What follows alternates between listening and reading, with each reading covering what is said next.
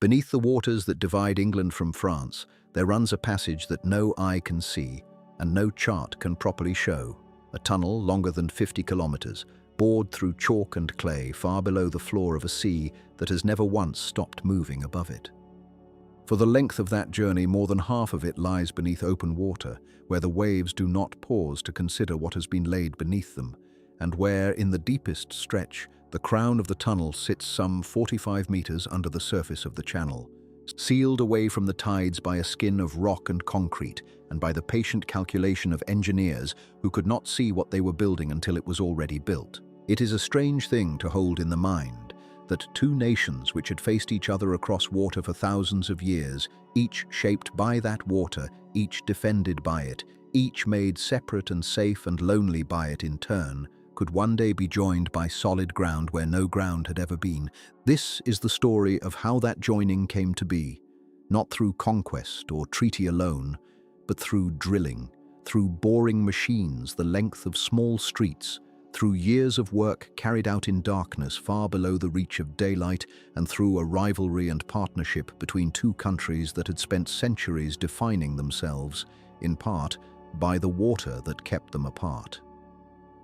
The English Channel is not, by the measure of the world's great waters, especially wide. At its narrowest point between Dover and Cap Gris-Nez, it draws itself into a distance of only about 33 kilometres, a gap that on a calm day looks almost close enough to touch, the cliffs of one shore visible in outline from the other when the light is right and the weather kind, but calm days are not what the Channel is known for. It is a body of water shaped by opposing currents, by tides that pull with unusual strength through its narrow throat, by weather systems arriving from the Atlantic that gather force as they funnel between the two coastlines.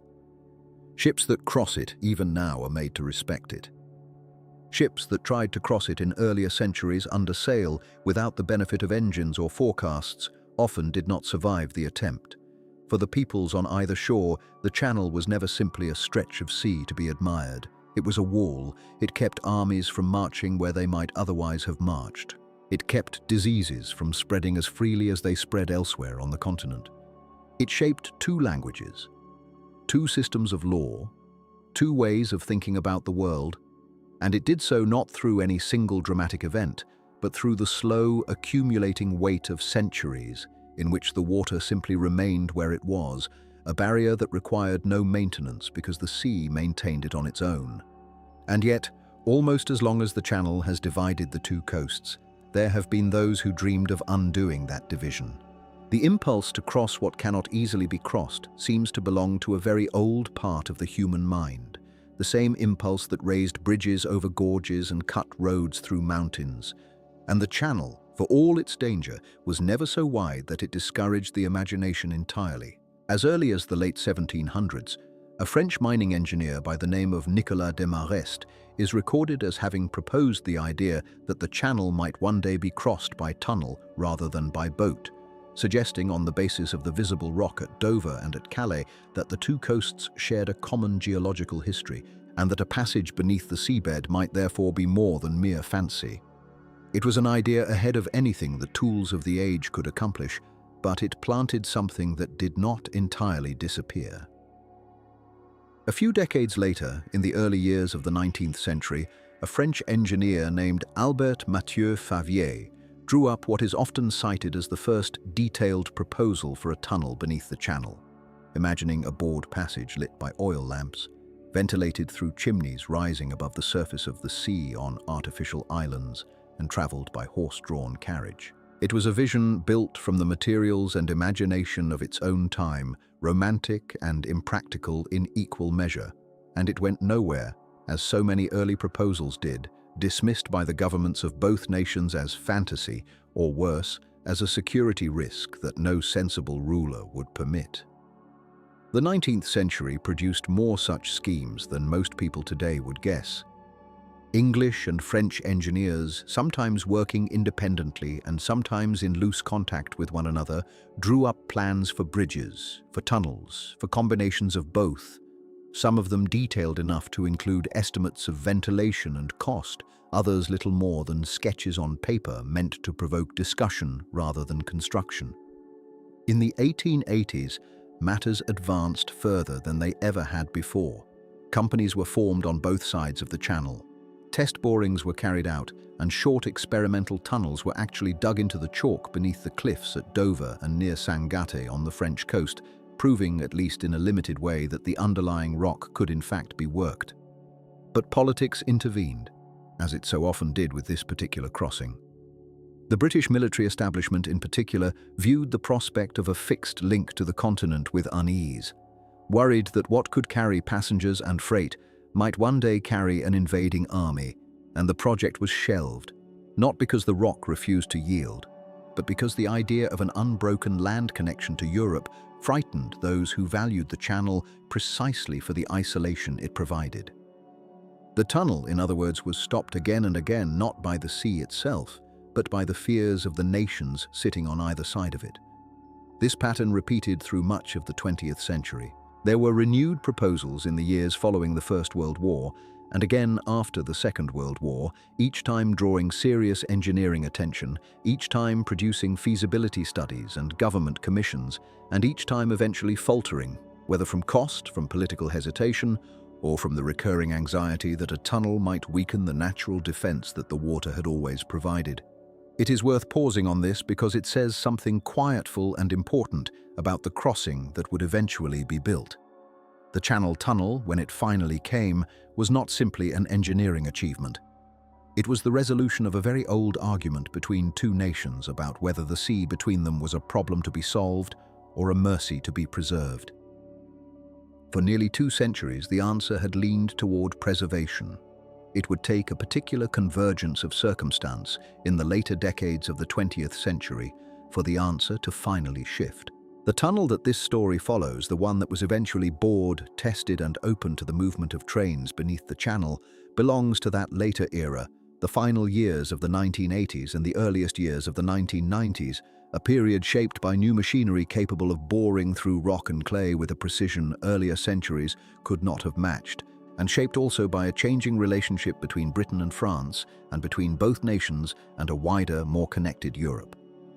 It was an age in which old rivalries had not disappeared, but had softened enough to permit cooperation on a project of this scale, and in which the tools of tunneling, refined through decades of mining and civil engineering elsewhere in the world, had finally reached a level of capability that made a 50-kilometre undersea crossing something more than a fantasy sketched on paper. The tunnel that resulted, known formally as the Channel Tunnel and known familiarly on both sides of the water simply as the Channel, would come to carry passenger trains, freight and vehicles between the town of Folkestone in England and the town of Coquelles near Calais in France, running for the greater part of its length far beneath the seabed, through geological layers chosen with great care for their particular qualities, in a construction effort that would draw on the labor of thousands of workers and the calculation of hundreds of engineers across more than 6 years of building.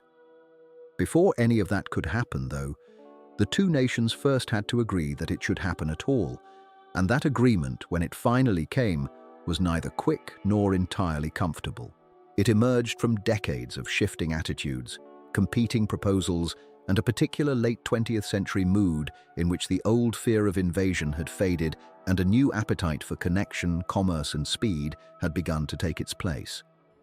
The story of how that agreement was reached and how two governments that had spent so long defending the value of separation came finally to commit themselves to joining is itself a story worth telling slowly, and it is where this account turns next.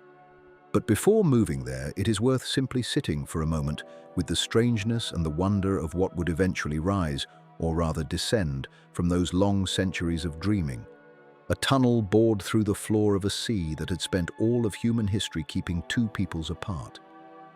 If any of this quiet history of engineering and ambition appeals to you, you are welcome to subscribe so that more of these long, calm chronicles of great structures might find you in the future. For now, the story returns to the water itself, and to the two nations who would finally have to decide together whether the barrier between them was worth keeping.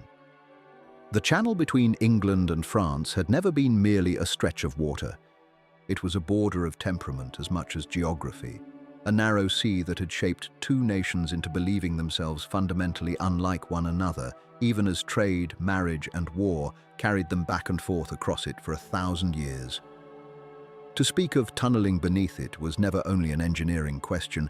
it was a question of trust. And trust between Britain and France had always been a slow, uneven current, rising in moments of alliance and falling again into suspicion, sometimes within the span of a single generation. By the middle of the 20th century, the practical case for a fixed link had become difficult to dismiss. The volume of goods and travelers crossing the strait had grown steadily since the war, and the ferries that carried them, however improved, remained subject to the same old constraints that had governed sea crossings since sail gave way to steam. The weather, the tides, the limits of a hull's capacity, the hours lost to loading and unloading at either shore. Britain's trade with continental Europe was deepening. France, rebuilding and expanding through the post-war decades, saw its own commerce with Britain as a channel, in every sense, worth widening. The economics were plain enough to anyone who cared to look. What a tunnel could offer, a boat could not. A crossing unbothered by storm or swell, a link that ran on schedule regardless of the sky above it, a route that treated the strait as an obstacle to be passed beneath, rather than endured across. And yet the idea itself was almost embarrassingly old by the time governments began to take it seriously again. The first documented proposal had come from a French engineer named Albert Mathieu, who in the early years of the 19th century, during the fragile interlude of peace under Napoleon, sketched a tunnel to be lit by oil lamps and ventilated through chimneys rising from an artificial island built midway across the strait, where horse-drawn carriages might pause to change teams before continuing on beneath the waves. It was a fantastical drawing for its time, more a gesture of confidence in the coming age of engineering than a workable design, but it captured something that would recur again and again over the following century and a half. The sense that the barrier of the channel was not truly permanent, only unaddressed. Through the 1800s, the proposals multiplied. British and French engineers, sometimes working independently and sometimes in tentative cooperation, drew up schemes for bridges on impossibly tall piers, for tunnels bored through chalk, for combinations of causeway and channel that might carry rail traffic beneath the water in iron tubes. Survey ships took soundings of the seabed. Geologists began to form an understanding, however incomplete, of the layers of rock that lay beneath the strait, and in particular of a band of grey chalk marl that seemed, in places, to run in a continuous shelf from one coast to the other, a formation that would matter enormously a century later, though no one yet had the means to test it properly. The most serious of the 19th century attempts came in the 1880s, when a company on the English side, working with French counterparts under an agreement between the two governments, actually began boring pilot tunnels from both shores, using an early boring machine that cut through the chalk with a rotating cutting head, not unlike, in principle, the machines that would eventually finish the work 100 years later. The English tunnel reached more than a mile out beneath the seabed near Dover. The French drove a similar distance from Sangatte. The chalk marl proved workable. The engineering, by the standards of the age, was going well. It was not geology that stopped the work. It was fear, and specifically the fear of invasion, an anxiety that ran deep in the British military and political establishment, and that proved in the end more decisive than any calculation of trade or convenience. Senior military figures and members of Parliament argued with real conviction that a tunnel beneath the channel would strip Britain of the natural moat that had protected it from continental armies for centuries, and that no fortification at the English end could be trusted absolutely to hold against a determined enemy who might seize the tunnel by surprise or by treachery. The argument found its way into the press, into cartoons depicting French soldiers marching up out of the chalk into English fields, into parliamentary debate conducted with an intensity that the engineering merits of the project never quite received. In 1882, the British government ordered the boring halted. The French tunnel was abandoned soon after, its purpose gone without an English counterpart to meet it. The idea did not die, though it went quiet for long stretches. resurfacing periodically across the early 20th century whenever trade pressures rose or a new generation of engineers rediscovered the old surveys and wondered whether the old fears might finally have loosened their grip. Each time the tunnel was raised again as a serious proposal, and each time some combination of military caution, financial hesitation, or simple political inertia set it aside once more. Two world wars, fought substantially because Britain's separation from the continent had allowed it to serve as a staging ground and a refuge, did little to soften the old suspicion that a fixed link might one day be a liability rather than a convenience. It was, in its way, a very old story.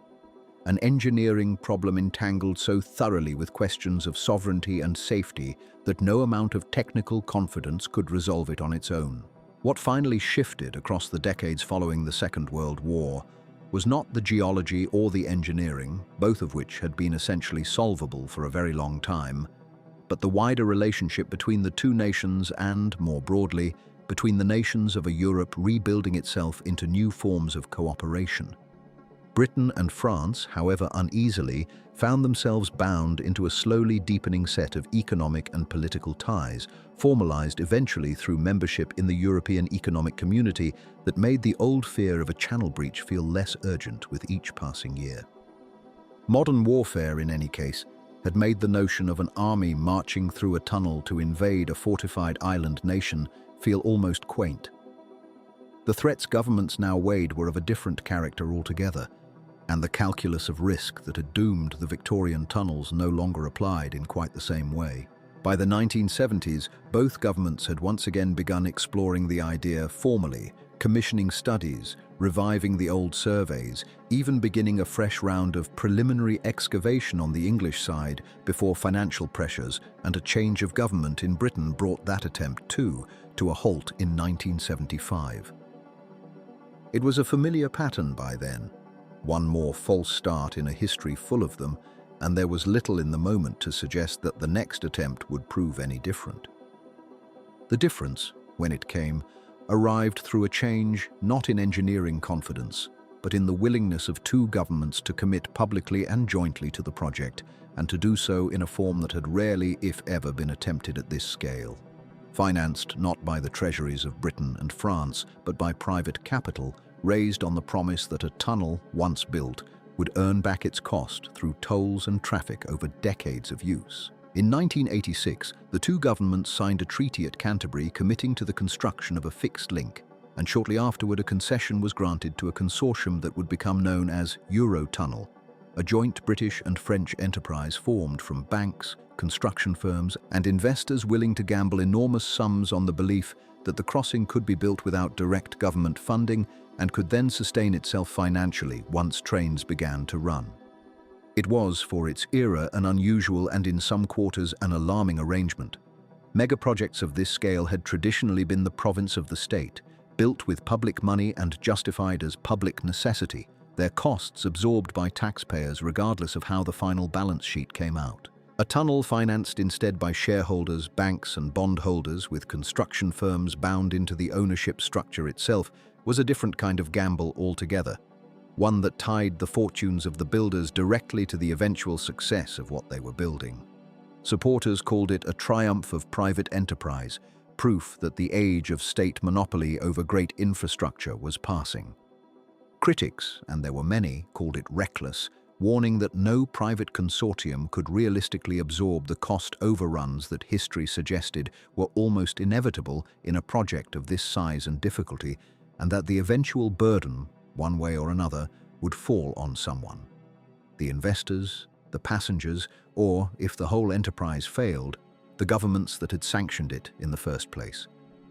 Economists raised their doubts about the projected costs and the assumptions behind the traffic forecasts. Engineers, more quietly but no less seriously, raised their doubts about the ground itself, about how the tunnel would behave where the chalk marl thinned or faulted,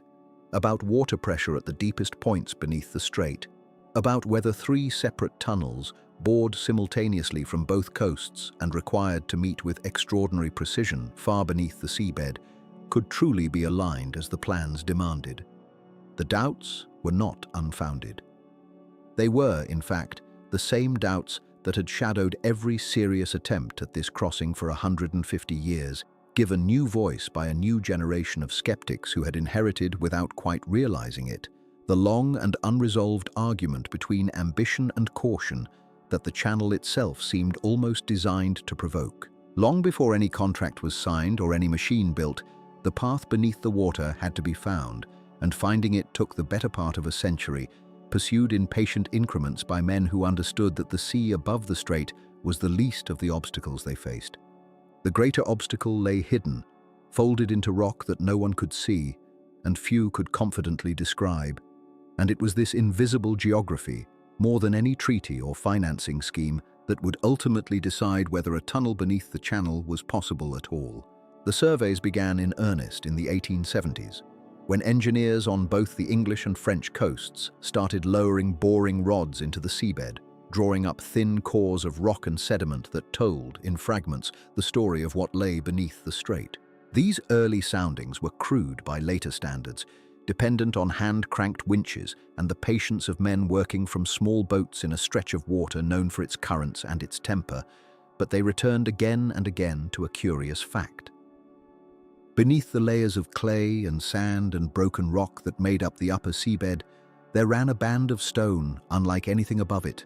pale and fine-grained, laid down in a warm and shallow sea some tens of millions of years before, when the strait itself did not yet exist, and what would become England and France lay joined beneath a gentler ocean. This stone came to be known as chalk marl, and it possessed, almost as if by design, precisely the qualities that a tunnel would need. It was chalk, but denser and more clay-rich than the soft white chalk familiar from the cliffs above the water, and this density gave it a stability that pure chalk did not have. It did not crumble readily. It did not, in most places, allow water to pass through it easily, which meant that a tunnel driven through its heart might reasonably hope to stay dry, or nearly so, even as the sea pressed down from above with the full weight of the strait. Later, geologists would describe the marl as behaving almost like a soft stone in some places, and almost like a firm clay in others, a material that could be cut cleanly by machine, yet would not slump or flow the moment it was exposed to open air. And it was this combination, rare and precisely useful, that made the entire crossing conceivable in engineering terms rather than merely in the imagination of men who wished it were so. The layer was not uniform. It rose and fell beneath the strait in long, shallow undulations, thickening in places to more than 25 fathoms and thinning elsewhere to a band so narrow that any tunnel following it would have to thread a needle blind, correcting its course by data alone and trusting that the rock ahead would behave as the rock already passed through had behaved. Above the marl, in most places, lay a thick and troublesome layer of gault clay, and above that, closer to the surface of the seabed, lay fissured chalk and gravel and sand, all of it saturated, all of it capable of admitting seawater into any tunnel careless enough to rise into it. Below the marl, deeper still, lay older and harder rock, green sand in places, which some early surveyors had proposed as an alternative route, reasoning that a harder stone might resist water more completely, but which proved on closer study to be riddled with its own fractures and inconsistencies, offering no comparable promise of a continuous, trustworthy path. It took decades of gradual accumulation, borehole by borehole, to establish with any real confidence where this marl layer ran, how deep it lay beneath the seabed at each point along the crossing, and how consistent its properties were likely to remain across a distance of more than 20 miles. The work was unglamorous and slow, conducted in campaigns separated sometimes by years, funded intermittently as political interest in the crossing rose and fell with the fortunes of one proposal or another. Surveys undertaken in the 1880s, tied to an early and ultimately abandoned tunneling attempt, were revisited and expanded nearly a century later in the 1960s and again in the 1970s and 80s, using instruments and techniques the original surveyors could not have imagined, but pursuing, in essence, the same question they had asked. Ships equipped with seismic reflection equipment passed slowly back and forth across the strait, sending sound downward into the seabed and reading the echoes that returned, building up, line by line, a picture of the layers below, while boreholes sunk at intervals along the proposed routes brought up physical samples that could confirm or correct what the sound waves suggested. Each survey added detail. None on its own resolved every uncertainty, and it was only through the patient layering of one study atop another, decade after decade, that a coherent and trustworthy map of the invisible ground began to emerge. While the geology was being read, the question of what kind of crossing to build at all was being argued. And here the record shows a striking accumulation of alternatives, each considered seriously, each eventually set aside for reasons that had less to do with imagination than with the plain difficulties of the strait itself. A bridge was proposed more than once across the decades, and the idea held an obvious appeal, offering travelers the simplicity of driving directly across rather than descending beneath the earth. But the strait presented conditions that made a bridge of the necessary length and clearance a formidable undertaking even by the standards of modern engineering. The shipping lanes through the channel were among the busiest in the world, and any bridge would need towers and spans tall enough to allow the largest vessels to pass beneath without obstruction, while also withstanding the particular violence of channel weather, its winds and its winter storms, over a structure many miles long.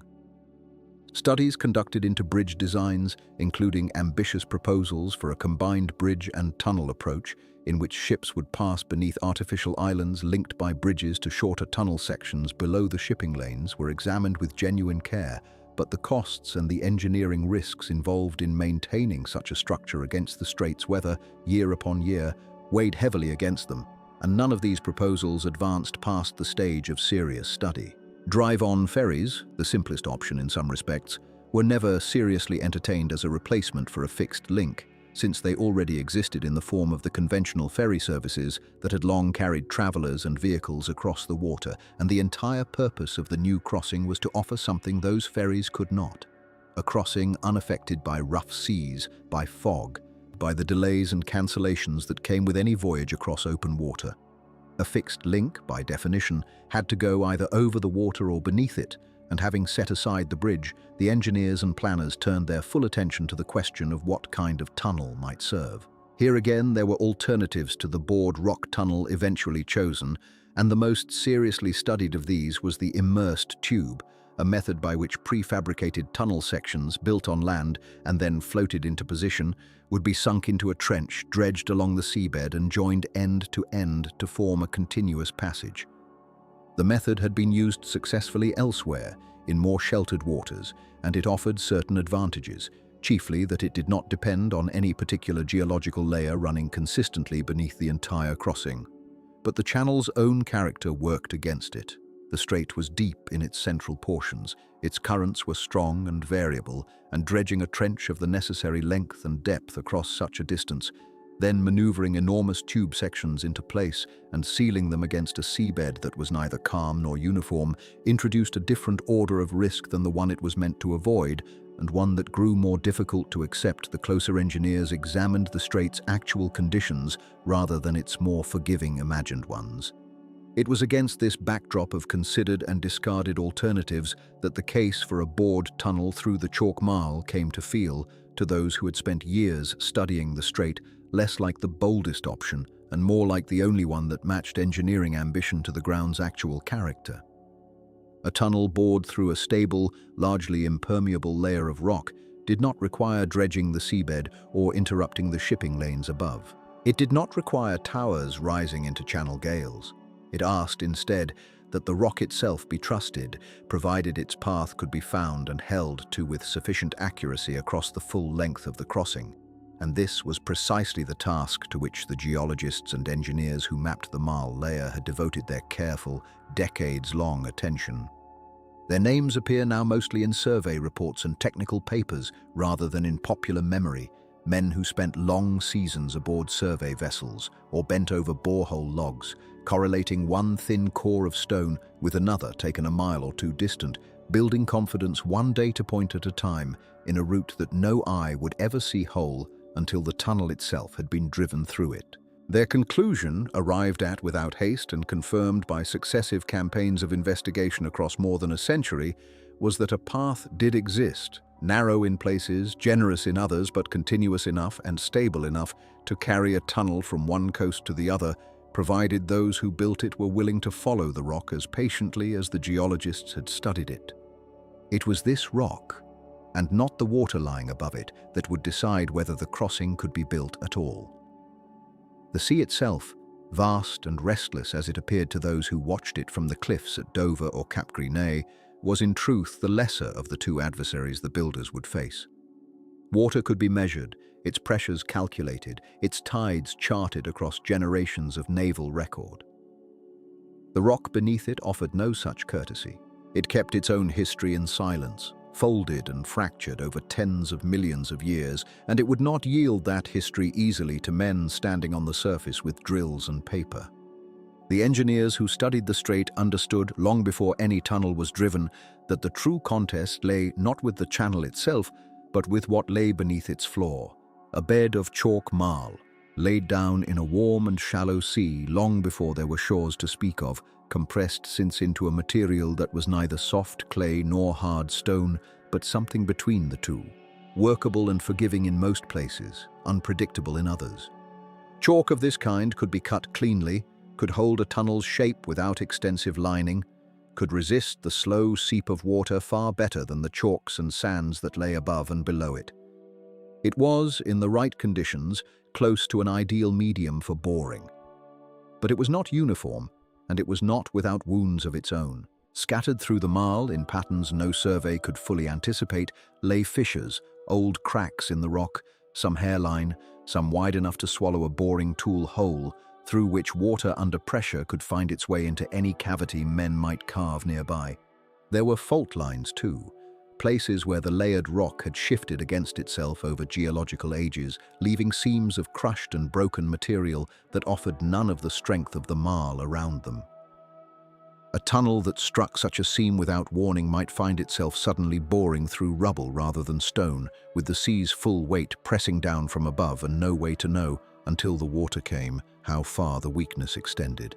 This was the fear that shaped every decision made about the route, the depth, and the method of construction. Not a fear born of drama,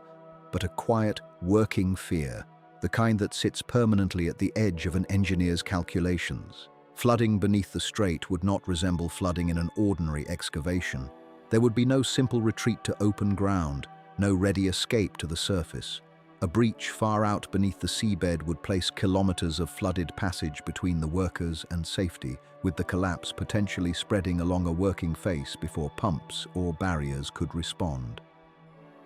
It was this single possibility, more than cost or politics or rivalry between nations, that had haunted every serious attempt to cross the strait since the idea was first put to paper. It had not, however, discouraged those attempts entirely. Long before the 20th century's engineers arrived with their boring machines and satellite-guided surveys, other men had already gone down into the chalk with picks and shovels, driven by a confidence the ground would eventually humble. In the early 1880s, working under private syndicates on both the English and French coasts, crews sank shafts near Dover and near Sangatte and began driving pilot tunnels out beneath the strait. Narrow galleries cut by hand meant not as the tunnel itself, but as a means of proving that the tunnel could be built, of testing the rock at first hand, rather than through inference and record alone. The results, so far as the workings went, were encouraging. The chalk marl performed largely as hoped. The English heading, driven from a shaft at Abbott's Cliff, and the French heading, advancing from Sangatte, progressed for what the surviving records suggest was more than a mile on each side, cut with compressed air drills that were, for their era, remarkably advanced, boring through rock that held its shape and kept the water largely at bay. There was no flooding disaster in either working. There was no fissure that swallowed a crew. By the measure of engineering alone, the pilot tunnels of the 1880s were, in their limited way, a success. Proof, if any had still been needed, that a tunnel beneath the strait was not simply an engineer's fantasy, but a project the ground itself would permit if approached with patience. It was not the rock that stopped them. It was fear of an entirely different kind, carried not through fissures in the chalk but through the political chambers of London. As the French workings advanced with what seemed, to some observers, alarming steadiness, voices in the British press and Parliament began to raise the old anxiety that a tunnel might serve less as a bridge of commerce than as a corridor for invasion. That whatever benefit trade might find in a fixed link to the continent would be outweighed by the vulnerability it created for an island nation that had built much of its security on the simple fact of being surrounded by water. Military opinion divided, but enough weight settled on the side of caution that the British government moved by the middle of the decade to halt the works outright. The French, left without a partner on the far shore, had little reason to continue alone, and their heading, too, was eventually abandoned. The pilot tunnels were sealed, the shafts capped, and the strait returned for the better part of a century to a barrier that no one was permitted to finish crossing. They were not forgotten, though for long stretches they came close to being. The old workings survived in scattered references, in engineering society papers, in the memories of men long since gone, more legend by the middle of the 20th century than confirmed fact. When later generations of engineers began in earnest to reconsider a channel tunnel, first in the years after the Second World War, and again with greater seriousness through the 1960s and beyond, they did not simply set to work on a blank slate. They went looking for what remained of the 19th century's efforts, and in several places they found it. Surveys conducted from the surface, along with careful excavation near the old shaft sites, confirmed that portions of the original pilot heading still stood, largely intact, more than 80 years after the drills had gone silent. The chalk had held. Little decay had visibly worsened the passages in the intervening decades, and where measurements could be taken, the tunnel's dimensions and alignment matched closely enough with the old survey records to give 20th century engineers a rare gift. A direct, physical confirmation of how the target rock behaved under excavation, gathered not from theory or from borehole samples alone, but from an actual tunnel cut by hand that had sat quietly beneath the strait for the better part of a century. The rediscovery did more than satisfy curiosity. It became a working reference point for the later investigations, a benchmark against which new geological surveys could be checked, and in some cases a partial guide for where the safer chalk marl seams could most reliably be found. Later planners studied the old alignment with the same close attention geologists were bringing to their fresh core samples, treating the Victorian workings less as relics than as a kind of inherited laboratory. Proof, gathered in stone rather than paper, that the strait's geology could support a bored tunnel and a rough map of where that support was strongest. And yet, for all the reassurance the old workings offered, they did not remove the underlying truth that had shaped the project from its earliest imaginings. The ground beneath the strait remained the quiet antagonist of the entire undertaking, not malicious, not even truly unpredictable in any sense that spoke of intent, but simply present, ancient, and indifferent to the ambitions of the people who wished to pass through it. Every meter of tunnel that would eventually be driven beneath the channel would be driven through this same rock, subject to the same fissures, the same fault lines, the same possibility of water finding its way through some crack no survey had located. The politicians who had once feared invasion by tunnel were long dead by the time serious construction began again, and the objections of the 1880s had faded into historical curiosity. But the chalk marl had not changed. It had waited, layered and silent beneath the strait, exactly as it had waited for the pilot tunnels of the previous century, exactly as it would wait for whatever came next, a presence that no treaty, no funding agreement, and no political will could alter,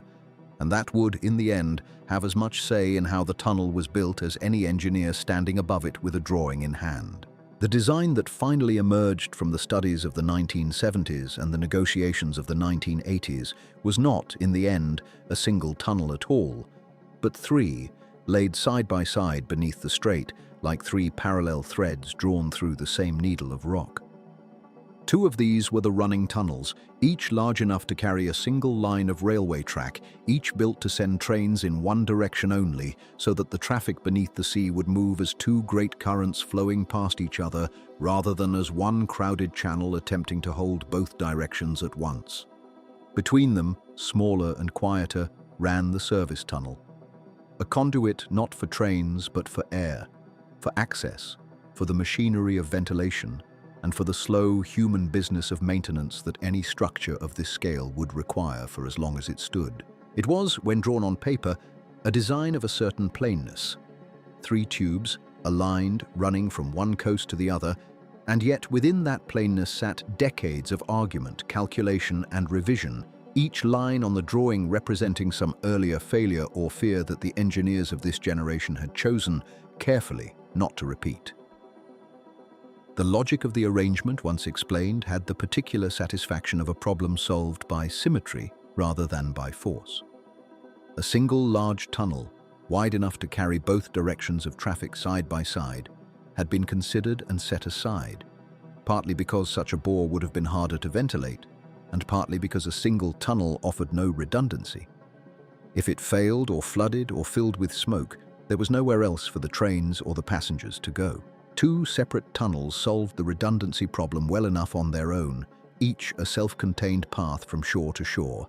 but they introduced a different difficulty: how to reach a train in trouble in the middle of a crossing that ran for many kilometers beneath open water with no road above, no surface access, and no way to bring help down from the sky. The service tunnel answered this. Positioned between the 2 running tunnels and connected to each by a series of cross passages spaced at intervals along the length of the crossing, it functioned as a spine, a place from which technicians could reach any point along either bore, a route through which fresh air could be pushed and stale air drawn away, and, in the event of an emergency, a refuge into which passengers could walk from a stricken train, sealed by doors from smoke or fire, and led to safety without ever needing anyone to reach them from the surface at all. It was not a dramatic solution, it did not announce itself, but it meant that the crossing carried quite literally its own means of rescue built into its bones, a corridor of last resort running the entire length of the strait, waiting, unused, for a day that its designers hoped would never come. To cut 3 tunnels of such length through chalk, marl lying beneath as much as 70 meters of water and rock, required a machine of a kind that had never quite been built before. Not because the principle was new, for tunnel boring machines had existed in various forms for over a century since the first crude cutting shields had been tried beneath the Thames, but because no machine of this design had ever been asked to work at this scale, for this distance, in this particular stone, under this particular weight of sea. A tunnel boring machine, in its essence, was not a complicated idea. A great rotating head, studded with cutting teeth or discs, was pressed against the rock face and turned, grinding the stone away in a continuous circular scar, while behind it the machine assembled the tunnel's lining, ring by ring, so that the space it had just carved was sealed and supported almost as soon as it was opened. The chalk marl, softer and more workable than granite or hard sandstone, was well suited to this method. It could be cut cleanly, without excessive dust or fracturing, and its qualities had been studied so closely in samples and cores drawn up from beneath the strait over so many years, that the engineers designing the machines knew with unusual confidence exactly what kind of rock their cutting heads would meet at almost every point along the route. What made the machines themselves extraordinary was simply their size,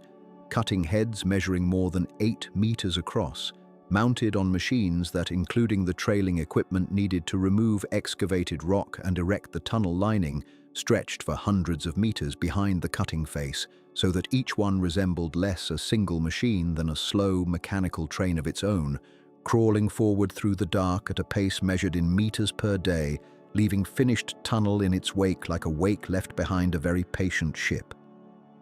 There would be, in the end, several of these machines built for the project, launched from both the English and the French coasts, each pair, one working the northern running tunnel, one the southern, a third boring the service tunnel between them, advancing toward its counterpart across the strait, so that the crossing was being cut not from one direction but from 4, converging slowly toward the middle of the sea from both shores at once. This too was a decision made calmly, after long consideration, because to bore from a single direction would have taken far longer than either government or either company funding the work was prepared to accept, and because a crossing dug from both ends at once carried its own quiet reassurance that if the strait beneath the water held some fault the surveys had not found, it would announce itself sooner from more than one direction before too much of the work had been committed to a single unbroken length of tunnel. Before any of these machines could be built, though, the design had to be drawn. And this work belonged not to the men who would one day sit inside the cutting heads, but to the draftsmen, engineers, and geologists who spent the years before construction in rooms far removed from the coast, hunched over drawing boards and, as the project went on, increasingly over the early screens of computer-aided design, refining a structure that existed for a long time only as lines on paper and numbers in a ledger.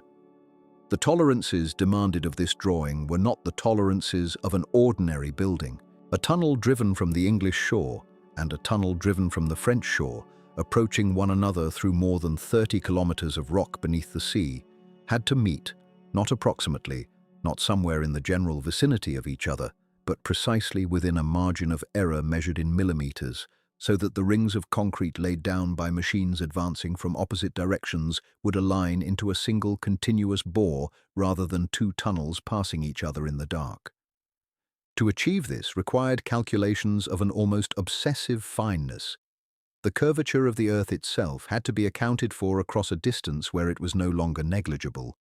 The slight give and settling of survey instruments had to be measured and corrected for, and the position of every reference point on both coasts had to be fixed with an accuracy that, in the 1880s, would have seemed less like engineering than like a kind of faith. The engineers of this later generation had tools their predecessors had not. Laser guidance, satellite positioning still new enough to be treated with some caution, and computer models capable of simulating the machine's progress before a single cutting head had turned. But the essential discipline remained the same as it had been for the pilot tunnels a century earlier. Measure everything twice, trust nothing you have not checked, and remember that beneath the sea there would be no easy way to correct a mistake once the machines had passed too far to turn back. The models built during these years were not only drawings. Physical models were constructed. Sections of tunnel rendered in miniature, cross passages and ventilation shafts reproduced at a scale small enough to hold in two hands, but detailed enough to reveal sometimes a flaw that no drawing had shown, a junction that would not quite fit, a curve that pressed too closely against the limits of what the machines could achieve. Long nights were spent this way, by men and women whose names would rarely appear in any later account of the crossing, checking a dimension against a dimension, adjusting a curve by some fraction of a degree, satisfying themselves that a design meant to be cut through rock beneath the sea and to carry trains for 100 years or more had been imagined with sufficient care that it would not, decades on, reveal some flaw born of haste.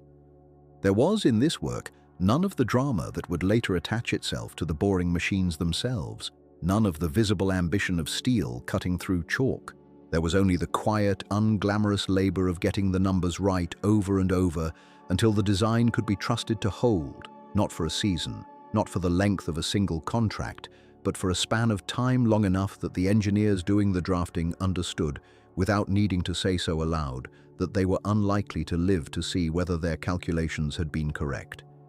It was this, in the end, that separated the design of the 1880s from the design that finally went forward a century later,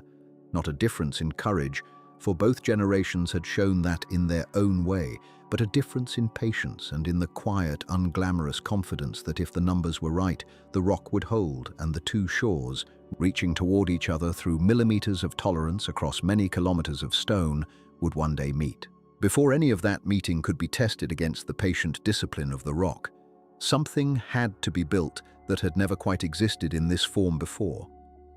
11 machines were ordered, and each one would be, in its own way, a kind of wager.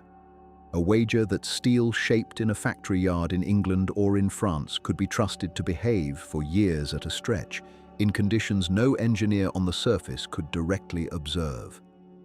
There was no precedent that matched the scale of what was being asked.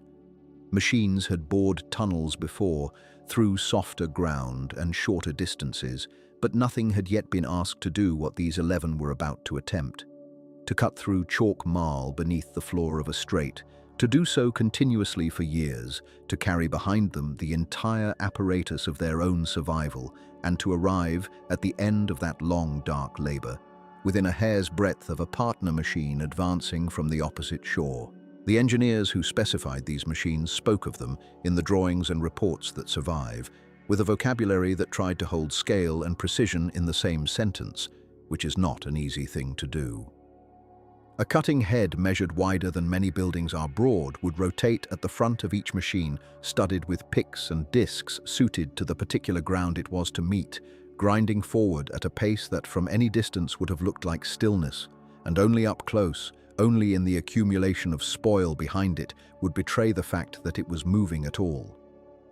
Behind that head trailed what the workers came to call, with a certain rough affection, the train. Kilometres of support equipment strung out along the bore like a spine, carrying power cables, ventilation ducting, conveyor systems for the removed rock, and the rail lines on which supply wagons would run in and out for as long as the machine kept advancing. To stand at the rear of one of these machines while it worked was to stand at the tail of something that stretched, quite literally, back into the light, connecting a point of raw excavation deep beneath the seabed to a shaft and a portal many kilometres behind, still open to the sky.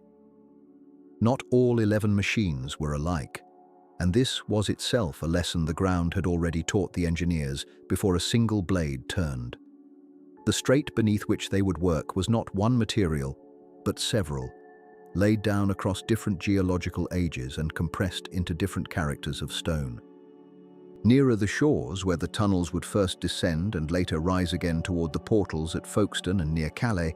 the ground grew harder and more mixed, with chalk giving way in places to flint and to older, less forgiving rock. In the middle reaches, beneath the deepest water, the chalk marl held its now familiar character, impermeable, consistent, forgiving in its way, but still rock, and rock enough to blunt a poorly chosen cutting tool within days if the machine sent to meet it had been built for something softer. So the machines were not built as identical siblings, but as a family, with variations suited to their assignments. Some were fitted with cutting heads carrying hardened picks, meant to shear the marl cleanly, designed on the understanding that the material ahead would remain broadly consistent, and that the principal danger was not resistance but water finding its way in through some seam the surveys had not fully resolved. Others, particularly those assigned to work nearer the coasts, were built heavier and more robustly armoured, prepared to meet harder intrusions of rock and, where necessary, to operate in what engineers called open mode, cutting through ground stable enough that it did not require the same immediate lining support demanded by the wetter, more uncertain sections offshore. This distinction between machine types was not a small matter of preference, but a calculated response to the geological survey work that had gone before, and it shaped decisions of cost, of manufacturing time, and of risk that were argued over in meeting rooms long before any machine was cut from raw steel. A machine built too heavy for its assigned ground would be needlessly slow and expensive to operate. A machine built too light for ground harder than expected might stall, or worse, might allow water and unstable material to breach the working face before support could be installed. The engineers who made these calls did not have the luxury of trial runs in the actual strait. They worked from core samples, from decades of geological record, from calculations of permeability and strength, and then committed enormous sums of money and years of manufacturing effort to machines that would only truly be tested once they were already committed to their bores, already dependent on judgments made on paper long before the first metre of the crossing was cut. The manufacturers who took on the building of these machines understood exactly what was being asked of them, and the record of their correspondence and internal reports carries beneath its restrained engineering language a current of something close to pride mixed with something close to apprehension. Firms in Britain and in France, working sometimes independently and sometimes in close coordination, given the need for the machines on each side to be broadly compatible in performance, if not identical in design, took on contracts that represented, for many of them, the largest and most technically demanding projects their yards had ever undertaken. These were not machines built to a standard catalogue specification, adjusted only slightly for the customer's needs. Each one was substantially bespoke, engineered from calculations specific to the section of the strait it would be sent to bore, and built with the understanding that a design flaw discovered after the machine had begun its work would be enormously costly, not simply in money but in months and years of schedule, and in a project whose political and financial patience had already been tested more than once across the preceding century, delay was its own kind of danger. The construction of the machines themselves took place in fabrication yards where steel plate cast in thicknesses far beyond what most structures above ground would ever require was cut, rolled and welded into the great cylindrical bodies that would eventually be lowered into the launch shafts and pointed toward the sea. Workers in these yards spoke, in later interviews and recollections, of the strangeness of building something on this scale with the full knowledge that it was never meant to return. A ship, however large, is built to come back to port. A bridge, once raised, stands in view of everyone who crosses it. But a tunnel-boring machine of this kind, built for a one-way passage beneath the seabed, was being shaped, plate by plate, weld by weld, into an object that would spend the whole of its working life unseen, buried behind the very tunnel it created. And in most cases, once its work was done, it would not be withdrawn back along the bore it had carved, but would instead be driven into a purpose-built chamber to the side of the tunnel and left there, entombed in the rock it had spent years cutting through. This fact, understood by the men shaping the steel long before the machines ever moved an inch, gave the fabrication work a peculiar character. Not the pride of building something meant to be admired, but the quieter, stranger pride of building something meant to disappear entirely into its own purpose. The cutting heads themselves, when finally assembled, were fitted with arrays of tools chosen with as much care as any other part of the machine. Each pick or disc selected and positioned according to calculations of wear rate, of torque, of the abrasiveness expected in the specific ground ahead. Engineers debated in memoranda whose tone remains dry and technical even when the stakes they describe are considerable. The trade-offs between tool designs that cut efficiently through the chalk marl but wore quickly against unexpected flint inclusions, and tool designs that were more robust but slower, more demanding of power, more likely to generate the heat and friction that could complicate operations in a sealed, humid environment far from any easy ventilation. Every choice made at this stage would be lived with for years, because a cutting head, once built into the front of a machine of this size and lowered into a shaft, could not simply be swapped out on a whim. It could be repaired, its individual tools replaced through access points built into the design for exactly that purpose. But the fundamental architecture of the head, its diameter, its geometry, its balance of aggression and durability, was a decision made on the surface, on paper, months or years before it would ever meet the rock it was designed for. By the time the 11 machines neared completion, each yard involved had effectively built something without full precedent, adjusted from the closest available experience, but extended well beyond anything previously attempted at this scale and over this distance. The engineers who had specified them and the workers who had shaped their steel understood that what they had built would soon be lowered out of daylight and in most cases never brought back into it. What remained was to see whether the calculations that had guided every choice of hardness, of tool spacing, of the balance between speed and endurance would hold true against the ground itself, a judgment that no drawing, however careful, could finally deliver. That answer would only come once the machines began to move, once their cutting heads met the actual chalk marl, and not the version of it recorded in a borehole log, and once the long, slow work of advancing toward the opposite shore had truly begun. At Shakespeare Cliff, on the English coast near Dover, the ground had already been waiting for this moment longer than anyone alive could remember. The chalk cliffs rose pale and quiet above the channel, and it was here, in a shallow fold of land beneath them, that the first shafts were sunk into the earth that would carry two nations toward each other. The work did not begin with drama. It began with survey pegs and access roads, with the arrival of cranes and generators, with the slow clearing of a site that had once held little more than gorse and old workings from earlier, abandoned attempts at a tunnel a century before. Those earlier efforts, begun and stopped again across the decades, had left behind fragments, a short heading here, a filled shaft there, reminders that the ambition was old even if the machines were new. The engineers of this generation were careful not to lean too heavily on that history, but they did study it, walking the old plans as if consulting the notes of men who had almost but not quite managed the same crossing. Across the water at Sangatte near Calais, a matching effort was taking shape on French soil. The two sites had been chosen not for symmetry of scenery, but for the practical demands of geology and access, places where the marl lay close enough to the surface to be reached without undue difficulty, and where roads, rail and power could be brought in to support what was, in effect, the sudden construction of a small industrial town at each coastline. Both sites shared a similar rhythm in those early months. Land cleared, temporary buildings raised, water and electricity lines extended out to points that had never needed them before, and the slow arrival of heavy plant that would soon begin turning soil into shaft. The first true work at both locations was not the boring of a tunnel at all, but the digging of vertical shafts, wide, round descents into the earth, through which the tunnel boring machines would eventually be lowered piece by piece to begin their journey. At Shakespeare Cliff, this meant sinking a shaft down through chalk and clay to a depth of many tens of meters, using a combination of mechanical excavation and, in places, drilling and controlled blasting, until the shaft reached the level of the marl that would host the tunnels themselves.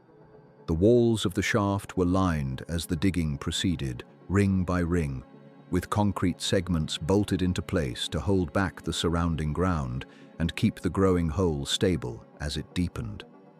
It was slow, careful work, punctuated by the constant attention of surveyors checking that the shaft remained plumb,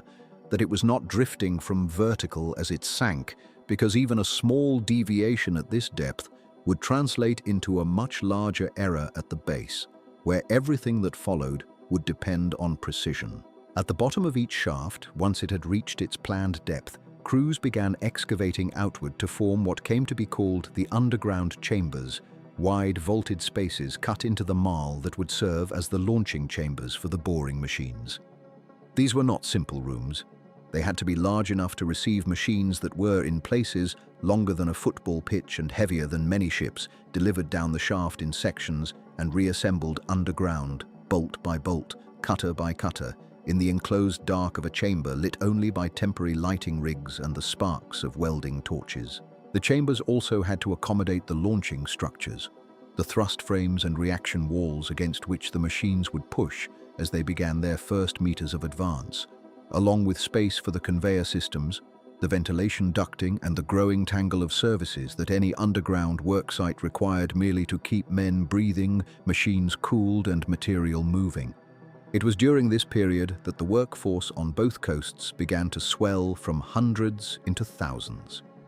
At Shakespeare Cliff, men arrived from towns across Kent and further afield, some with experience from other tunnelling and mining projects, others coming to this kind of underground labour for the first time, drawn by wages that were, by the standards of the region, considerable, and by the simple magnetism of being part of something this large. Many had grown up within sight of the cliffs that were now being hollowed out beneath them, and there was, among some of the older workers, a peculiar satisfaction in finally being the generation that would finish what earlier attempts, generations before, had failed to complete.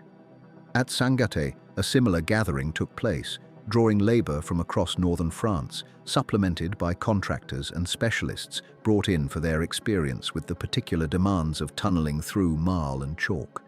French and British crews, in these early months, worked within sight of the same grey channel water, but with little direct contact between them. Two workforces converging on the same unseen point in the earth, yet separated, for now, by more than just the distance of the crossing. The organisation required to keep both sites running smoothly was itself a considerable feat, quietly overshadowed by the more visible drama of shafts and machines. Materials had to be delivered on strict schedules, concrete segments cast off-site and transported in, steel components fabricated to exact tolerances and checked again on arrival, spare parts for machinery that did not yet exist in duplicate anywhere else in the world. Housing, transport and catering had to be arranged for a workforce that worked around the clock in rotating shifts, because a project of this scale did not pause for nightfall. The shafts and chambers glowed with artificial light through hours when the cliffs above lay dark and quiet under the same stars that had watched over every earlier attempt at this same crossing. Safety procedures were established and drilled long before there was a tunnel to test them in, because the two projects, though competing in some administrative and financial respects, were bound together by the same fundamental hazard. They were building toward each other through ground that offered no second chances if a misjudgment went uncorrected. What made this early phase quietly extraordinary was not any single technical achievement, but the strange, patient logistics of two nations building toward each other without yet being able to see or hear one another.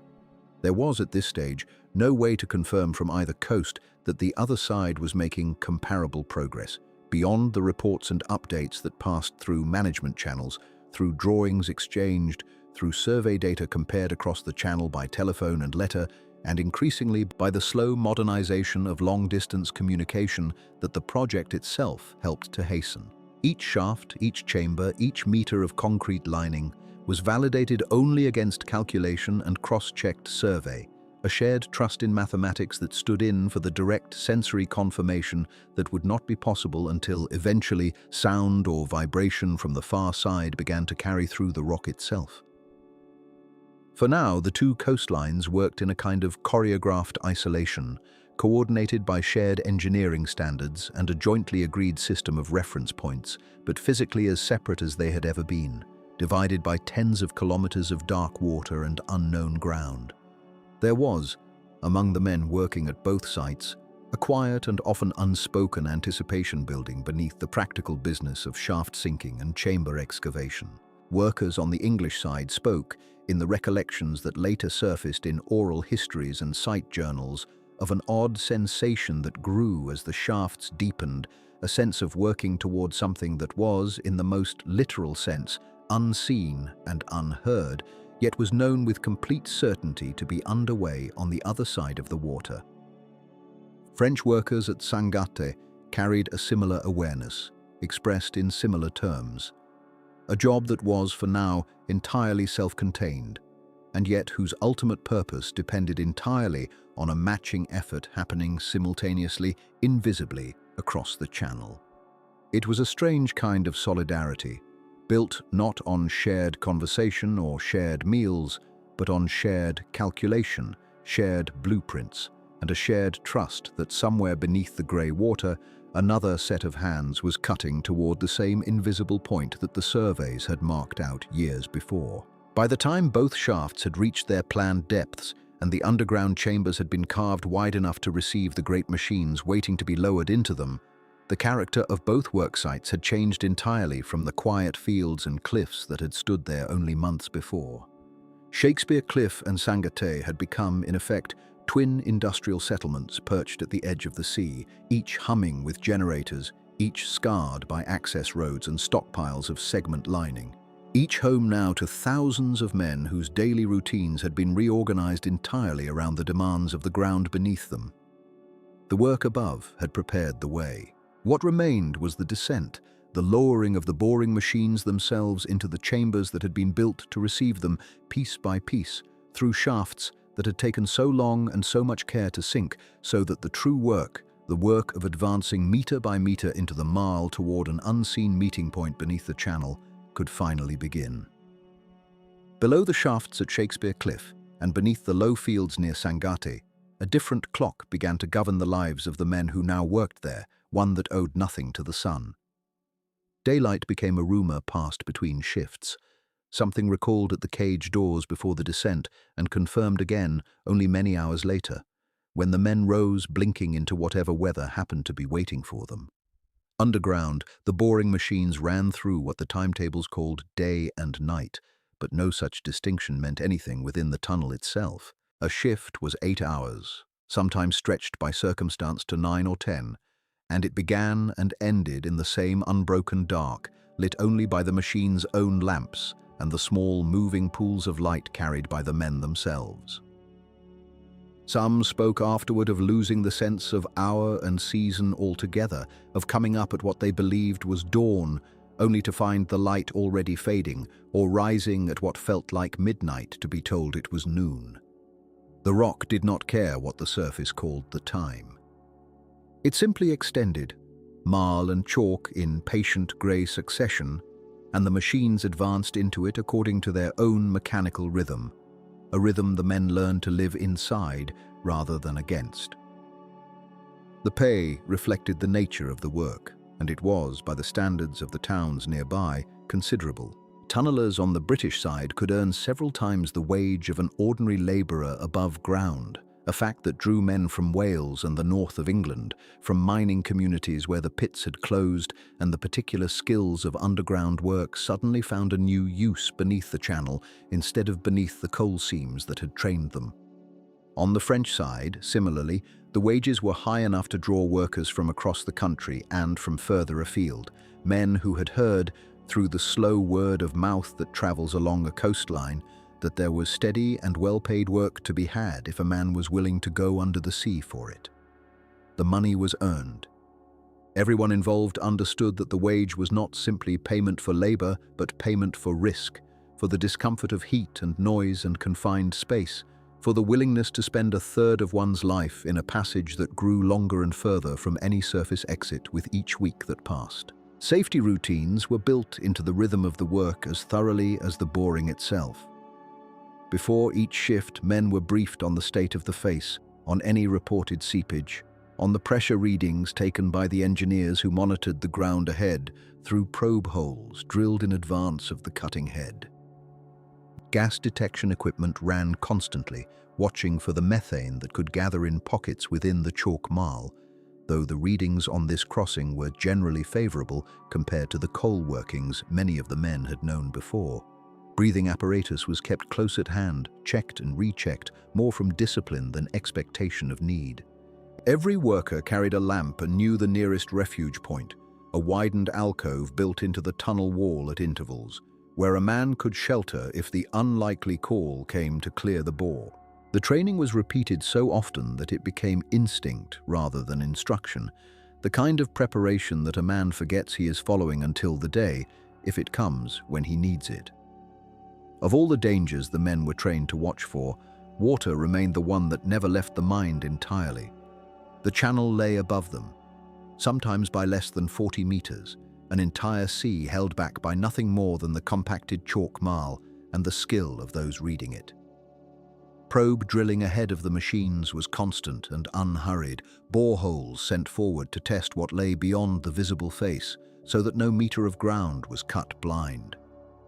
When a probe returned water, however slight the flow, work paused while engineers assessed it, and grouting crews moved to seal the ground before the machine advanced again. The men spoke of the vigilance as something that never fully relaxed, a low current of attention running beneath every conversation and every task, present even in the moments of routine boredom that filled most of an ordinary shift. It was not fear, exactly. It was closer to respect, the kind a sailor holds for the sea he sails upon, a wariness folded so deeply into the daily habit of the work that it rarely surfaced as conversation at all. The physical conditions asked a great deal of the body. The machines themselves generated considerable heat, their motors and cutting heads running for hours without pause, and the air within the tunnel, drawn forward by ventilation ducts strung along the roof, arrived warm and heavy with the smell of cut rock and machine oil. Noise was constant and total, a grinding, churning roar from the cutting head layered over the mechanical clatter of the conveyor systems, hauling spoil back toward the shafts, loud enough that men close to the face communicated as much by hand signal as by shouted word. Many wore what protection was available, but hearing damage was an accepted cost of the trade, one that surfaced in later years among tunnellers who had spent their working lives close to machinery of this kind. The dust, though managed by water sprays at the cutting head, still hung in the air enough to coat a man's throat by the end of a shift, and most workers developed an unhurried habit of drinking tea or water almost continuously, less for thirst than for the simple relief it offered a dry mouth.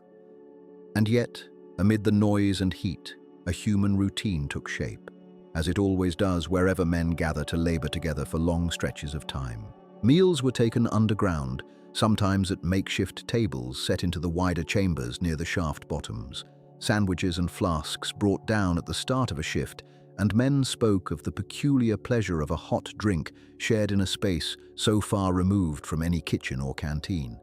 Some crews developed songs, low chants sung more for rhythm than melody, timed to mark the completion of a length of tunnel or the placing of a ring of segment lining, a practice not unlike the work songs of miners in earlier generations, carried down through trades that had always found voice a comfort against monotonous and dangerous labor.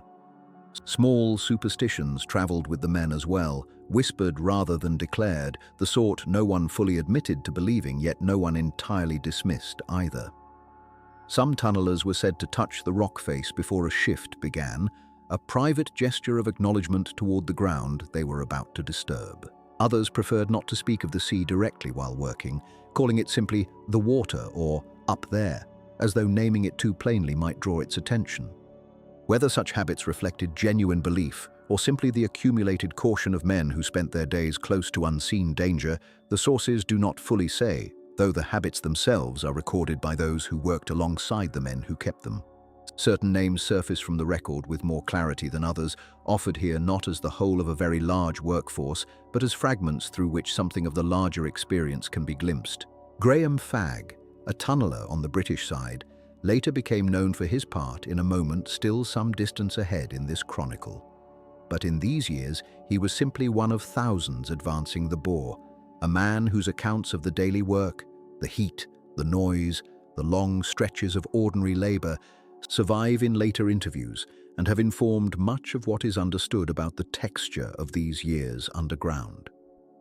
Engineers, such as Colin Kirkland, serving as project director on the British side, and his French counterparts overseeing the works from Sangata, carried the broader responsibility of coordinating machine performance, probe results, and geological readings across a workforce that could not always see each other but depended entirely on shared information to move safely forward. Foremen on each shift held perhaps the most delicate task of all, translating the technical instruction of the engineers into the practical rhythm of the crew below, watching both machine and men, alert to fatigue as much as to any reading on a gauge. What emerges from these accounts, read together, is not a story of extraordinary heroism performed in dramatic bursts, but something quieter and in its way more remarkable. A courage folded so entirely into routine that the men themselves rarely described it as courage at all. They spoke instead of shifts and wages, of the heat near the cutting head, of tea shared in the half-light, of songs sung to mark distance traveled rather than danger faced. The sea remained above them every hour of every shift, a fact so constant that it ceased to alarm and became instead simply a condition of the work, acknowledged in small gestures and unspoken habits rather than in words. It was, perhaps, the only way such labor could be sustained across the years the crossing would require, not through nerve summoned fresh each day, but through danger absorbed so fully into the ordinary that it became, in its own way, almost peaceful. Beneath all of this, quieter than the machines and less visible than the men who tended them, ran another labor entirely, the labor of knowing, with a precision that bordered on the impossible, exactly where each tunnel was, exactly where it was going, and exactly how far it still had to travel before it would meet its partner somewhere beneath the middle of the strait. This was not a labor of muscle or nerve. It was a labor of measurement, and it demanded a kind of patience that no shift schedule could impose from without, because the men and women who carried it out imposed it upon themselves, hour after hour, in rooms lit not by the glow of the cutting face but by the pale light of instruments and screens. The problem they faced was, in its way, stranger than anything the geology itself presented. Two machines, boring from opposite shores, were expected to converge upon a single point kilometres beneath the seabed in darkness, through rock whose character could only be guessed at from boreholes drilled years before, and to do so with an allowable margin of error measured not in meters, but in centimetres. A tunnel that drifted even slightly from its intended line across such a distance would not simply arrive late or askew. It might miss its counterpart entirely, passing above or below or beside it, leaving two boreholes running blind through the earth toward nothing. There was no possibility of correcting such an error once the machines had passed each other's position undetected. The convergence had to be right the first time, calculated and recalculated continuously across years of advance, because the sea gave no opportunity for a second attempt. To hold this line, the surveyors relied on a chain of methods layered one atop another, each compensating for what the others could not reach. On the surface, before boring had even begun, teams had used precise triangulation from fixed points on both coasts, along with satellite positioning still relatively new to engineering practice at that time, to establish the exact coordinates of the shafts from which the machines would depart and the point, deep beneath the strait, at which they were intended to meet. These calculations accounted for the curvature of the Earth itself across such a distance, a correction that surprised those encountering it for the first time. A reminder that even a crossing of some 50 kilometers was long enough for the planet's own shape to matter. Underground, where satellite signals could not follow, the work became a matter of lasers, gyroscopes, and unbroken chains of survey stations left fixed along the tunnel walls as the boring advanced. A laser beam, projected from a known and carefully surveyed point behind the machine, would strike a target mounted on the boring equipment itself, allowing engineers to read, almost continuously, whether the machine was holding its intended line or beginning to wander. Gyroscopic instruments, sensitive to the smallest rotation, tracked the machine's heading independent of any external reference, offering a second, corroborating account of direction that could be checked against the laser's report. Neither method alone was considered sufficient. It was in the agreement between them, checked and rechecked at every stage of advance, that confidence was slowly built.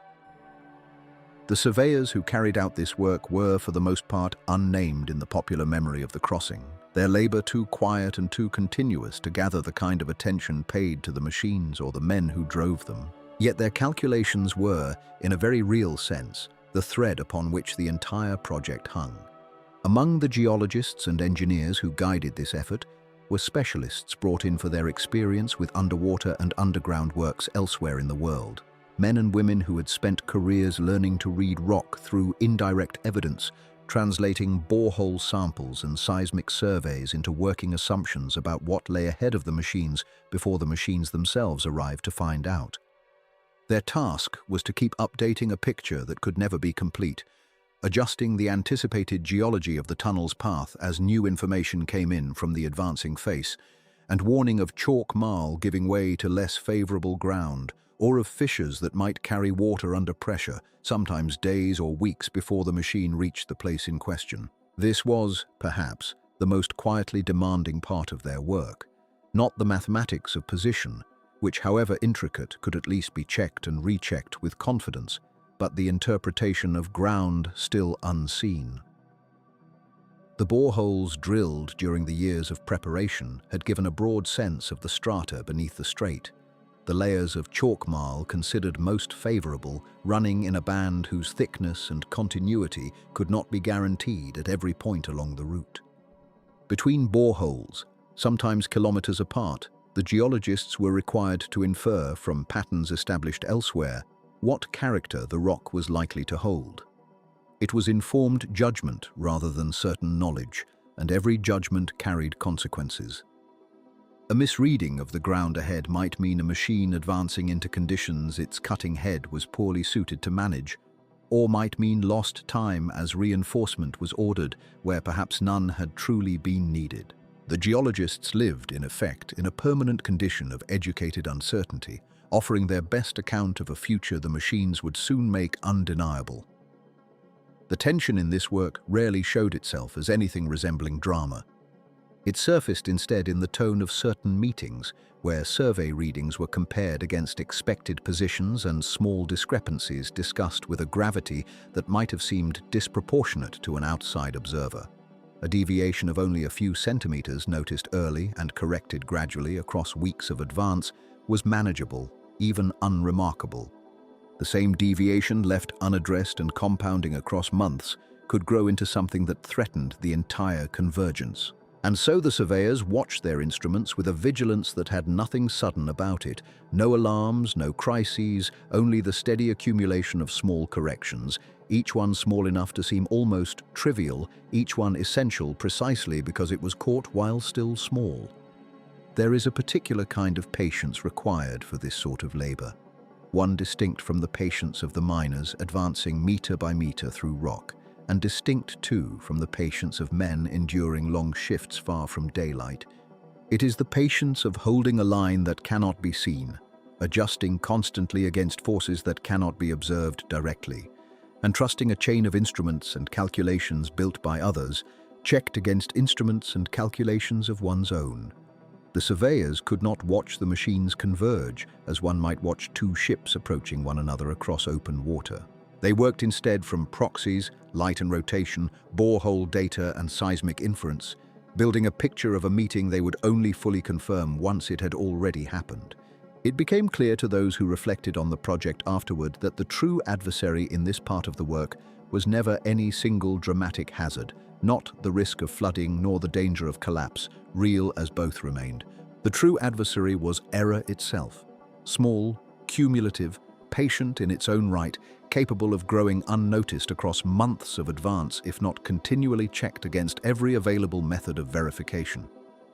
Precision, in this sense, was not a static achievement secured once and then relied upon, but a discipline maintained continuously, a kind of vigilance renewed at every survey station, every laser reading, every gyroscopic check. To keep two machines converging correctly across such a distance was not to solve a problem once, but to keep solving it, day after day for years, never permitting the small deviations that are natural to any physical process to accumulate into something that could not be corrected. The surveyors and geologists who carried this burden left behind, for the most part, no dramatic account of their work, no story easily told in the way that a flood or a fire might be told. Their achievement was instead legible only in its absence of failure, in the fact that when the machines did finally draw near one another beneath the strait, they were found to be exactly where the calculations had long predicted they would be. It was an achievement built from thousands of small, careful, largely unremarkable acts of checking and rechecking, each one unremarkable in itself, together amounting to something that would later be described, without exaggeration, as one of the most precise feats of underground navigation attempted anywhere in the world up to that time. For now, in the years of steady advance, none of this could yet be confirmed. The surveyors worked forward into uncertainty just as the machines did, trusting their instruments, trusting their calculations, and trusting too in the slow accumulating discipline of patience itself. The quiet, unglamorous conviction that if every small error was caught and corrected as it arose, the larger convergence, still far off and still invisible, would in time reveal itself to have been true all along. By the late months of 1990, the distance separating the French and British boring crews had shrunk to a figure that would once have seemed impossibly small to the engineers who had begun this work years before. What had started as many kilometres of solid chalk marl lying between two nations had, through patient months of advance, narrowed to hundreds of metres, then to less than that, until the surveyors on both sides began to speak not in kilometres but in mere tens of metres, a distance a person might once have walked in a single unremarkable afternoon on the surface above. Beneath the seabed, however, that same distance represented the accumulated labour of years, and every metre of it had been earned through the slow, grinding advance of cutting heads, the careful placement of lining segments, and the ceaseless verification of position that surveyors on both shores had carried out without pause since the tunnel boring machines first began to move. The narrowing gap was tracked with a kind of solemn attentiveness that grew sharper as the two advancing faces drew closer together. Every survey reading now carried a heavier weight than it once had. Where earlier discrepancies of a few centimetres might have been noted and corrected with little more than routine diligence, now such figures were checked and rechecked, discussed in quiet conference between French and British survey teams who understood that soon there would be no more room for a slow correction over the following weeks. The two headings were converging, and the point of convergence once reached could not be undone if the alignment proved wrong. This awareness lent a hushed seriousness to the final months of tunnelling beneath the strait, a seriousness felt underground long before it was echoed by any public excitement above the water. The service tunnel, the smaller and earlier of the three linked bores, was the one selected to make the crossing first, a deliberate choice, since its narrower profile made it the logical candidate for the delicate work of joining two approaching headings without the greater risk that came with the larger running tunnels. As the gap closed toward the final few meters, work slowed in a manner that had little to do with mechanical difficulty and everything to do with care. The chalk marl through which the machines advanced remained as cooperative as it had been for years, but the stakes of a final navigational error had never been higher, and so the pace eased not from resistance in the rock, but from the deliberate caution of the men guiding the process. On the 1st of December 1990, the final meters of separation between the two service tunnel headings closed to the point where the sound of the opposing machine could be detected by those working at the French face, and the moment long anticipated by everyone connected with the project, engineers, surveyors, labourers, and the governments who had backed the undertaking, arrived without theatrical warning, simply as the next stage in a sequence of ordinary shifts. A pilot hole was driven forward from the British side to confirm the final position before the wider breakthrough was made, a small, almost tentative puncture through the remaining rock that allowed a narrow shaft of air and of possibility to pass between two nations for the first time in the tunnel's construction. It was through this narrow opening that the true scale of the achievement first became apparent, though it arrived not with noise or drama, but as a modest confirmation that the years of calculation had held. The two crews that met that day were, in the accounts that survive, remarkably unremarkable in the manner of their meeting, and it is precisely this modesty that gives the moment its particular historical weight. Graham Fagg, a construction worker from the British side, and Philippe Cosette, his counterpart from the French side, are recorded as having been the two men present at the breakthrough itself, and it was between them that the first physical contact was made. A handshake exchanged through the newly opened gap in the rock that stood in that instant as the first direct human link between the two nations to be made by solid ground since the retreat of the ice ages had first divided the island from the continent. There had been ferries, and before them, small craft crossing in every kind of weather, and before that, only the shared knowledge of two coastlines visible to one another across open water on a clear day. But there had not, within the memory of any people who had ever lived on either shore, been a moment in which a person could pass from one country to the other beneath the sea by walking or reaching through solid earth. On the 1st of December, 1990, that changed. The handshake itself, as later described by those present and by the journalists and officials who gathered the accounts in the aftermath, was simple almost to the point of being anticlimactic when measured against the scale of what it represented. There was no formal ceremony at the instant of contact that would come later in the more choreographed events staged for cameras and dignitaries once the opening had been widened and made safe for visiting officials to pass through. In the tunnel itself, in the raw and unfinished passage still lit by work lamps and still lined with the machinery and debris of active construction,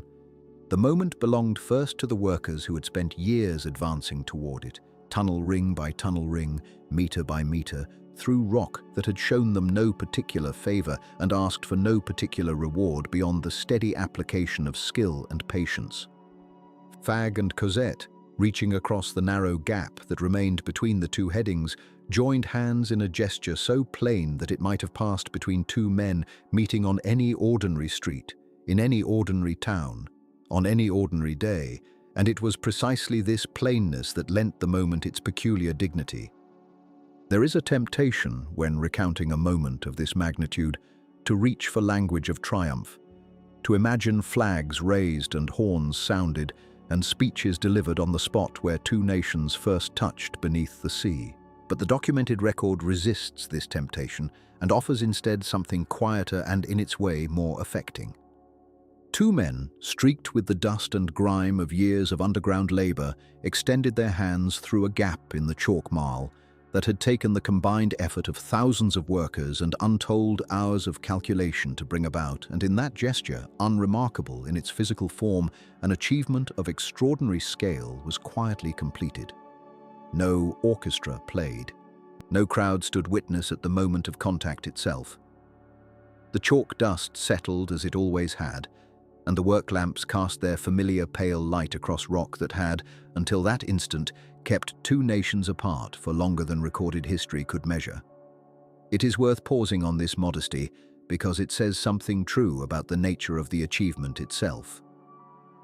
The tunnel had not been built for spectacle. It had been built through years of unglamorous labor, surveys checked and rechecked, segments placed and grouted, machines advanced meter by careful meter through rock whose behavior could never be entirely predicted, only patiently managed. The breakthrough, when it came, was simply the next step in that same unglamorous process, distinguished from all the steps before it only by the fact that it marked the closing of the final gap rather than the continuation of the approach. The engineers and surveyors who had spent years narrowing that gap understood this instinctively, and their accounts of the day reflect a certain quiet satisfaction rather than any expression of astonishment. They had trusted their instruments and their calculations for years, and on the 1st of December 1990, that trust was simply confirmed to have been well placed. The wider significance of the moment was not lost on those present, even amid its modest staging. For the first time since the English Channel had separated the island of Britain from the European mainland, a person could, in principle, walk from one to the other without ever setting foot on a boat or in the air. The connection was not yet complete. The running tunnels for the trains themselves remained unfinished, and years of further work lay ahead before any passenger would make the crossing in comfort and speed. But the essential barrier, the one that had stood for longer than any government or empire that had ever claimed either shore, had been breached. Two crews of workers, laboring from opposite coastlines toward a single calculated point beneath the seabed, had found each other exactly where the surveys had told them they would, and in doing so had demonstrated, more persuasively than any speech or ceremony could have, that the patient application of measurement and labor could accomplish what centuries of imagination alone had never managed. In the years since, the meeting of Fag and Cosette has come to occupy a particular place in the story of the tunnel, not as its grandest moment, for grander moments would follow in the formal openings and ceremonies still to come, but as its truest one. It was the moment in which the abstract promise of the project, sketched in surveys and blueprints and years of political negotiation, became something a person could reach out and touch. The handshake passed, the workers returned to their tasks, and the tunnel, now joined beneath the sea, continued to take shape around them, indifferent, as rock and machinery always are, to the historical weight of what had just occurred within it. The service tunnel had shown the way, but it was the two main rail tunnels that would carry the true weight of the crossing, and in the months that followed the breakthrough beneath the strait, the work of finishing them proceeded with the same patient rhythm that had defined every stage before it. There was no sense, among the crews still moving through the dark, that the hardest labor had passed. If anything, the completion of the bores brought its own quiet burdens, less dramatic than the driving of the machines but no less exacting, for a tunnel that has been excavated is not yet a tunnel that can carry a train, and the distance between the two conditions was measured now not in kilometres of rock removed, but in thousands of individual acts of finishing, sealing, and fitting that would transform a raw passage into an operating piece of infrastructure. The lining of the tunnels had, in truth, begun long before the breakthrough, moving forward almost in step with the boring machines themselves, so that by the time the two main bores were fully driven, much of their length already wore its permanent skin of concrete. The method was one of continuous, almost mechanical patience. Behind each tunnel boring machine as it advanced came the erectors, arms mounted on the rear gantries of the machines, lifting precast concrete segments into place and fitting them into rings that closed around the freshly excavated bore like vertebrae, added one at a time to a growing spine. Each ring was made of several segments, curved and cast to exacting tolerances at yards on both the English and French sides, trucked or railed to the tunnel portals, and carried inward along the length of the workings to wherever the advancing face required them. The segments were engineered to bear enormous pressure, for they would be asked, for the rest of the tunnel's working life, to hold back not only the weight of the overlying rock but the water that pressed against it from above, seeking always the smallest fracture through which to return. Between the outer face of each segment and the excavated rock, engineers pumped grout, a cement-based filling that closed the gap left by the boring process and locked the lining firmly against the surrounding chalk marl. This grouting was not a single application, but often several, performed in stages as the lining advanced and as engineers monitored the behavior of the rock around it, watching for any settlement or movement that might indicate a void left unfilled. Where water intrusion was detected, additional sealing compounds were injected, a slow chemistry of closing every pathway through which the sea might otherwise find its way toward the finished bore. The tunnels, once excavated, were never left in a state of vulnerability for long. The lining followed the machines so closely that in most stretches, the raw rock face was visible for only a short distance behind the cutting head before it disappeared behind its permanent concrete shell. Even so, the completion of the main bores after the breakthrough required a final push through the remaining unlined sections and a systematic review of the entire length of both tunnels, portal to portal, to confirm that no gap, however small, had escaped attention. Engineers walked the full extent of the bores with instruments calibrated to detect moisture, checking every joint between segments, every point where the grouting might have failed to fill its intended space. It was slow work, methodical and unglamorous, performed by teams whose task was not to build, but to verify, and who understood that the entire value of the crossing depended on the thoroughness with which they carried it out. A tunnel beneath the strait was, after all, a tunnel that could never simply be resealed once opened to traffic and found wanting. The margin for later correction, once trains were running and passengers were crossing daily above the resting weight of the sea, would be exceedingly thin. As the lining neared completion, the question of what to do with the boring machines themselves came to occupy the engineers with a seriousness that might have surprised those unfamiliar with the scale of the equipment involved. Each machine was an object of considerable mass and value, built at great expense and operated for years, and the disposal of such machinery was never a trivial matter. On the English side, several of the tunnel-boring machines were withdrawn back through the completed bores once their forward progress was no longer required,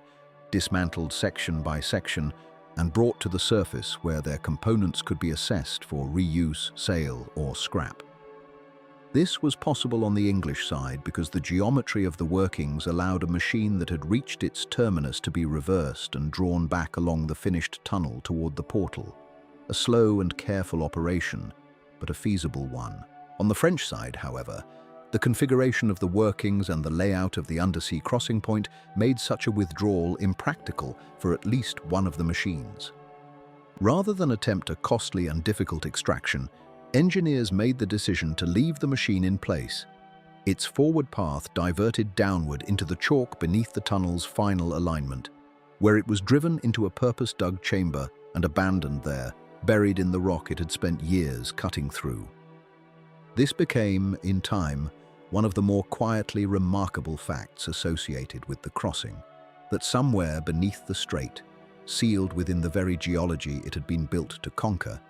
one of the great machines of the project remained, its motors silent, its cutting head still facing forward into stone. It would never move through again. No plaque marked the spot, and no visitor would ever see it. But the record of its position was kept, a small buried monument to the machinery of the undertaking, resting now as permanently as the tunnel itself. With the linings complete and the machines withdrawn or laid to rest, the work of transforming the bores from excavated passages into a functioning transport system began in earnest. Rail systems were installed along the floors of the two main tunnels, precisely aligned tracks bedded into concrete, engineered to carry not only the passenger and freight trains that would use the crossing, but also the specialized shuttle trains designed to carry vehicles through the tunnel on their own dedicated platforms. The laying of the rail was itself an exercise in precision, matching that of the boring which had preceded it. For a misalignment tolerable in ordinary railway construction became far less forgivable within the confines of an undersea tunnel, where access for correction after opening would be difficult and where the consequences of even minor deviation, sustained over the full length of the crossing, could compound into serious operational trouble. Alongside the rail, engineers installed the systems that would keep the tunnel habitable and safe for continuous operation, ventilation shafts and fans capable of moving vast volumes of air through the length of the bores, drawing out the heat generated by trains in motion and by the electrical systems that powered them, and maintaining breathable conditions for passengers and crew far beneath the surface of the sea. Drainage systems were laid beneath the rail bed, designed to carry away any water that seeped through despite the sealing of the lining, or that arrived through condensation, or through the ordinary accumulation of moisture that even the most carefully sealed underground structure could not entirely avoid. Pumps stationed at intervals along the tunnels stood ready to lift this water back toward the surface, a quiet, continuous defense against the sea that never fully relented in its pressure against the walls that held it back. Perhaps most significant among the connecting works were the cross passages, the corridors linking the two main rail tunnels to the smaller service tunnel that ran between them. These passages, spaced at regular intervals along the length of the crossing, served a purpose that was both practical and, in its way, deeply considered. They allowed access for maintenance crews moving between the tunnels, and they provided, in the event of an emergency in either of the main bores, a route by which passengers could be evacuated into the service tunnel and led to safety along its length, away from whatever fire or obstruction had occurred in the running tunnels. The construction of the cross passages required piercing the completed linings of the main tunnels at each junction point, careful excavations that had to be sealed and reinforced with the same attention given to the principal bores themselves, for a weak point at a cross passage would represent a vulnerability in the very system designed to guard against catastrophe. By the time these installations were complete, the character of the workings had changed entirely. Where once there had been 3 raw bores driven through chalk marl, echoing with the sound of cutting heads and the passage of muck trains, there now stood a structure recognizably close to its finished form, tracks gleaming faintly in the tunnel lighting, ventilation systems humming at set intervals, cross passages opening at regular distances like doors along a long corridor, drainage channels running quietly beneath the rail bed. The transition from excavation to infrastructure had occurred not in a single moment, but across many months of unglamorous, exacting labor, the kind of work that rarely finds its way into the retellings of great engineering triumphs, but without which no such triumph could ever be realized. The tunnels, no longer simply holes bored through rock beneath the sea, had become something closer to a living system, prepared at last to carry the weight and purpose for which the entire undertaking had been conceived. Yet a system prepared to carry trains was not the same as a system proven safe to carry them, and the engineers who had spent years coaxing rock and clay into submission now turned their attention to a different kind of adversary, one made not of stone but of air, fire, and the sheer physical consequence of moving great masses of steel through a sealed and narrow space beneath the sea. The tunnel's greatest fears, as its designers understood them, were not exotic. They were old and familiar hazards, the same that haunted any underground passage carrying fire and motion through darkness, but magnified here by scale, by distance from open air, and by the unforgiving fact that whatever happened beneath the channel would happen far from the nearest surface, in a place where rescue could not simply walk in from either end. Fire was the deepest of these fears, for a blaze inside a sealed tube presented dangers unlike those on open ground, where smoke could rise and dissipate into an indifferent sky. Beneath the sea, smoke would have nowhere to go but along the tunnel itself, and heat would have nowhere to escape but into the surrounding rock and the air that trains displaced as they moved. Flooding was the second fear, ancient and self-evident, given voice by every borehole that had ever struck water during the decades of survey and every engineer who had ever calculated the pressure of the sea against a lining not yet built. And pressure itself, the invisible fear, the one least discussed by the public and most carefully studied by the engineers, concerned what happened to the air inside the tunnels when a train moved through them at speed, pushing a column of displaced air ahead of itself with nowhere obvious to go. This last problem, the piston effect as it came to be called in the language of the project's ventilation engineers, was perhaps the least intuitive of the tunnel's challenges to explain to those outside the profession, and yet it shaped much of the system's design as thoroughly as the threat of fire or water ever did. A train moving through open air disturbs relatively little of it, the air simply flowing around the train's sides and settling behind it. A train moving through a tunnel behaves differently. because the tunnel itself constrains the air's escape, forcing much of it to travel ahead of the train's nose like water pushed through a narrowing pipe. In a short tunnel, this effect passes quickly and causes little disturbance beyond a brief pressure change felt in the ears of passengers. In a tunnel stretching beneath 50 kilometres of seabed, carrying trains moving at considerable speed, the piston effect became a force to be reckoned with in its own right, capable of generating pressure waves that could stress the tunnel lining, disturb ventilation systems, and, if left unmanaged, create turbulence and pressure differentials uncomfortable or even hazardous for passengers and equipment alike. The engineer's answer lay in the very structure that had been carved earlier in the project's life and largely forgotten by those outside the technical teams.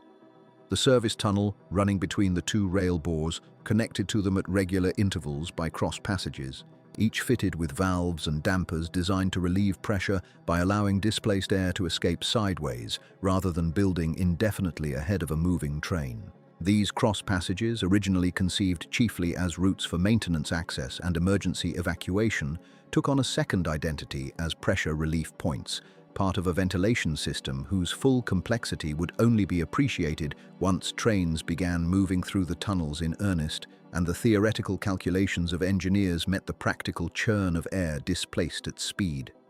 The ventilation system itself extended far beyond these passive relief points, drawing on massive fans installed at the terminals on both the English and French sides, capable of pushing fresh air into the tunnels and drawing foul air or smoke away from it, reversible in direction so that in the event of fire, the flow of air could be managed to push smoke away from trapped passengers rather than toward them. This was a critical distinction in the engineers' thinking, one drawn from decades of underground fire research and from the hard lessons of earlier tunnel disasters elsewhere in the world, none of them beneath the sea, but many of them beneath cities, where fires in confined spaces had claimed lives, not through flame itself, so much as through smoke inhalation among those unable to reach clear air quickly enough.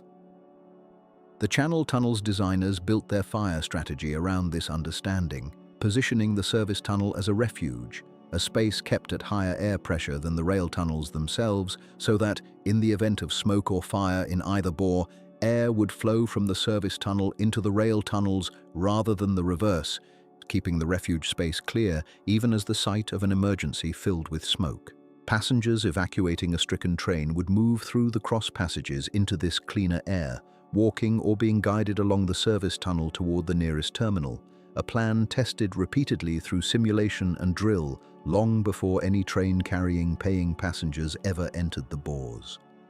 Flooding, the second great fear, had in some sense already been addressed by the very lining and grouting that had accompanied the tunnel boring machines throughout their long passage beneath the seabed, each ring of segments sealed and reinforced as it was placed, each section of rock injected with grout to close any remaining voids or seepage paths. But the engineers were not content to trust in the lining alone, and the finished tunnels were fitted with drainage channels running the length of the rail bed, designed to carry away any water that did find its way through the lining or condense from the humid air of the tunnel's interior, directing it toward pumping stations positioned to lift it back to the surface rather than allow it to accumulate. These pumps, along with the lining's own performance, were monitored continuously once the tunnels were complete. Sensors placed at intervals to track moisture and structural movement, feeding data back to control centers where engineers could watch for any sign that the sea, patient and immense above the tunnel's crown, was finding its way in. It was against this backdrop of engineered defense that the formal process of testing and certification began, a process that unfolded not as a single dramatic trial, but as a long sequence of inspections, drills, and controlled demonstrations stretched across many months before the tunnel's opening to the public. The regulatory framework governing this process reflected the tunnel's binational character, for no single national authority held sole jurisdiction over a crossing that belonged, in the fullest sense, to neither England nor France alone, but to both together. The Intergovernmental Commission, established years earlier by the treaty between the two nations, held ultimate oversight of safety matters, advised by a safety authority composed of engineers, fire officials, and transport regulators drawn from both countries, tasked with reviewing every aspect of the tunnel's design and operation against the standards each nation would have applied to its own domestic infrastructure, and often against standards more exacting still, given the crossing's unprecedented character. This body did not simply approve plans on paper. Its representatives visited the tunnels repeatedly during the final stages of construction, walking sections of completed bore, examining cross passages, reviewing the specifications of the ventilation fans and the response times of the pumping stations, asking questions that construction engineers, more accustomed to the physical demands of tunneling than the procedural demands of certification, sometimes found exacting to the point of frustration, though few among them disputed the necessity. Among the trials conducted in this period were full-scale evacuation drills, staged with volunteers moving through darkened service tunnels under conditions meant to simulate, as closely as safety allowed, an actual emergency, timed and observed by officials who noted where signage proved unclear or where cross-passage doors resisted opening under pressure differentials greater than anticipated. There were pressure tests conducted on the tunnel lining itself, instruments recording how the structure responded as simulated loads were applied, engineers comparing the measured deflection against the calculations that had guided the lining's design years before, seeking confirmation that theory and reality agreed as closely as the project's safety margins demanded. There were fire tests, conducted not inside the completed tunnels themselves, where such trials would have posed obvious risk, but in specially constructed test facilities designed to replicate tunnel conditions, examining how various materials used in the shuttle wagons and carriages behaved under heat and flame, refining choices of insulation and cladding long before any train entered service. And there were the countless smaller inspections that never made their way into public accounts at all, the checking of bolts and welds, the verification of electrical systems, the confirmation that emergency lighting functioned when main power failed, each one a small act of diligence contributing to a whole far larger than any single check could represent. Throughout this period, the engineers who oversaw these trials carried themselves with the same measured patience that had characterized the project since its earliest surveys, aware that the tunnel's reputation and the confidence of the passengers who would one day ride through it depended not on speed, but on thoroughness. There was no rushing a fire test to meet a publicity deadline, no shortening a pressure trial because a ceremony had already been scheduled. The tunnels had been carved through chalk marl with exacting patience, and now, in their final months before opening, they were tested with that same patience. Each fear the project had carried since its earliest days, examined, measured, and answered as fully as the science and diligence of the age allowed. Until at last, the engineers and the regulators who had studied every aspect of the crossing were prepared to say, with the calm certainty such an undertaking demanded, that the tunnel beneath the sea was ready to carry the ordinary weight of travelers across a strait that had, for so long, divided two nations by water alone. The opening, when it came, arrived not with the sudden drama the century of dreaming might have promised, but with the measured formality of two nations marking a shared accomplishment they had waited more than 100 years to see completed. On the 6th of May, 1994, Queen Elizabeth II of the United Kingdom and President François Mitterrand of France arrived, each from their own shore, to preside over the ceremonial inauguration of the crossing that had consumed the labor of thousands and the patience of an entire era of engineers. The choice of a joint ceremony, staged so that each head of state could be seen to open the tunnel from within their own nation before meeting at its center, reflected something essential about the venture itself, that it had never been the property of one country alone, but a shared undertaking demanding shared recognition, however symbolic that recognition might be against the scale of what had actually been built beneath the strait. The Queen travelled from Waterloo, boarding a train that carried her through the tunnel to Calais, where she was received by French officials before the two heads of state proceeded together to Coquelles for the formal ceremony. Mitterrand, for his part, had already crossed from the French side earlier that day, completing the symbolic gesture of each leader entering the other's territory through the passage their governments had spent a decade building.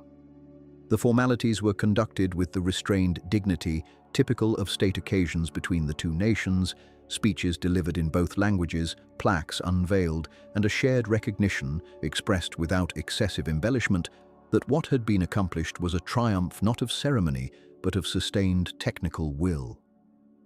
Photographs from that day show the two leaders standing together before the tunnel's mouth, dressed formally, flanked by engineers and officials, the channel itself visible beyond them as the very obstacle their governments had finally overcome. There was little theatre in the proceedings, and this restraint seemed fitting for a project whose true drama had unfolded almost entirely out of public view, in the darkness beneath the seabed, over years of unglamorous, incremental progress. In the days surrounding the ceremony, commentators on both sides of the channel took the occasion to reflect on the scale of what had been achieved and, inevitably, on what it had cost. The final expenditure on the tunnel, when tallied against the earliest projections drawn up in the early 1980s, told a story of dramatic overrun,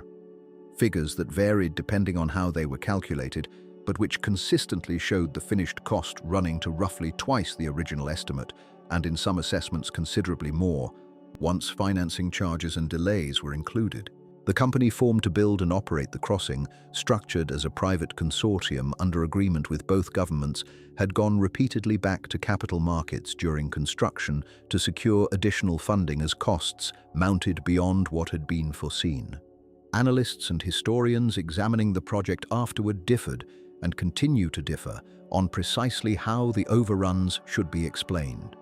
Whether they stemmed chiefly from unforeseen geological conditions, from the technical demands of building to the exacting safety standards required for a tunnel of this length and purpose, from the financing structure itself, which relied heavily on private capital and thus carried higher costs than a government-funded project might have, or from some combination of these factors working together across a decade of construction. What is not disputed is that the tunnel, once complete, had become one of the most expensive infrastructure projects undertaken in Europe in the 20th century, and that its financial history would remain, for years afterward, a case study examined by engineers and economists alike, less as a cautionary tale of failure than as an honest reckoning with how difficult it is to price, in advance, a project without precedent. The tunnel had never been built before. Nothing quite like it existed to compare against. And so the estimates drawn up before construction began, however carefully reasoned, had been drawn against an absence of experience that only the finished work itself could finally correct. Yet if the financial reckoning was sobering, the practical achievement it represented was not diminished by it. Within weeks of the ceremonial opening, the tunnel began carrying the traffic it had been built to serve, and the character of that traffic revealed the crossing's dual purpose with unmistakable clarity. On one hand, there were the Eurostar passenger trains, high-speed services designed to carry travelers directly between city centres, London, Paris, and later Brussels, without the intermediate stages of ferry crossings or airport transfers that had defined cross-channel travel for generations. These trains, sleek and quiet by the standards of the era, allowed a passenger to board in the heart of one capital and step onto a platform in the heart of another only a few hours later,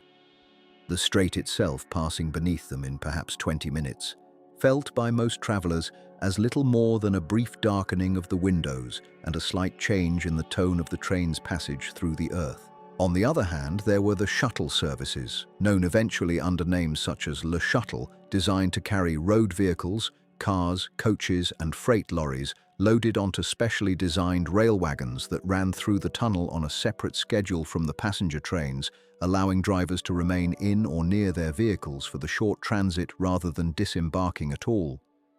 This arrangement solved, in a single elegant stroke, the long-standing problem of moving road traffic across the channel without requiring drivers to leave their cars behind, a convenience that ferry services, however well run, had never been able to offer. The freight side of the operation carried a significance that extended well beyond convenience. For decades, the movement of goods between Britain and the European continent had depended on the capacity and reliability of ferry crossings, which were subject to weather, tide, and the practical limits of loading and unloading vehicles at busy ports. The tunnel offered, for the first time, a fixed and largely weather-independent link, one capable of moving freight on a schedule far more predictable than any sea crossing could guarantee. Rail freight services began operating alongside the passenger and shuttle trains, carrying containerized goods directly between rail networks on each side of the strait, adding yet another layer to the tunnel's role as an artery of commerce rather than merely a convenience for travelers. What struck many observers at the time, and what has been remarked upon often since, was the almost muted quality of the opening itself, set against the sheer scale of what it represented. There were no fireworks of the kind that might mark the unveiling of a grand monument, no extended festival stretching across weeks. The ceremony was formal, brief, and dignified, conducted in the manner of two governments closing a long chapter of technical and diplomatic effort rather than launching a spectacle for public consumption. This restraint seemed, in retrospect, entirely appropriate to the character of the project itself. The tunnel had never been built to dazzle.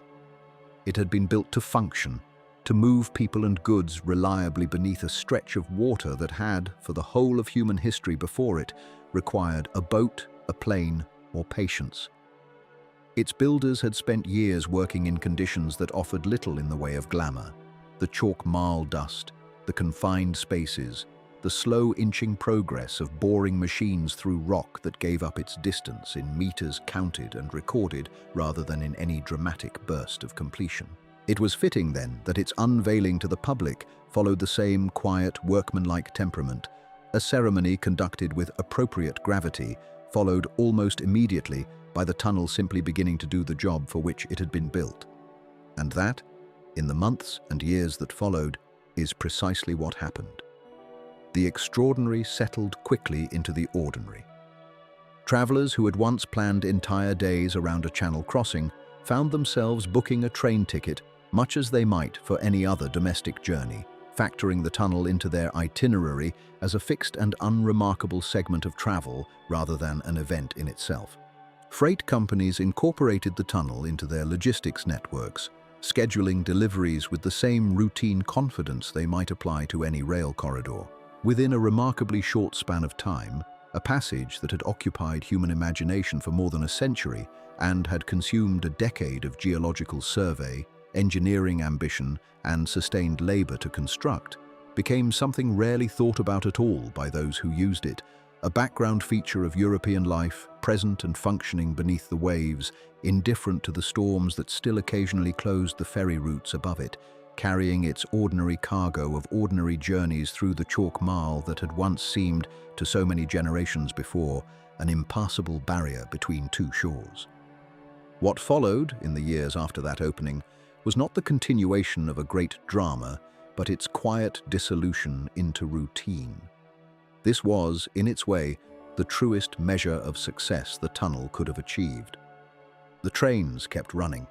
The shuttles kept loading and unloading their lines of cars and lorries at Folkestone and Coquelles. The passenger services kept threading their way from London through the tunnel toward Paris and Brussels, and gradually toward other cities as the network of high-speed lines extended outward across the continent. Within a handful of years, the numbers had settled into a steady rhythm that would define the crossing for decades to come. Tens of millions of passengers made the journey each year, carried in trains that took a little over half an hour to pass from one national shoreline to the other. The sea itself, reduced to a span of darkness, glimpsed only as a duration on a timetable rather than a distance to be feared. Alongside them moved freight in quantities that would have seemed almost unimaginable to the engineers who had first sketched a single-bore passage beneath the strait more than a century before.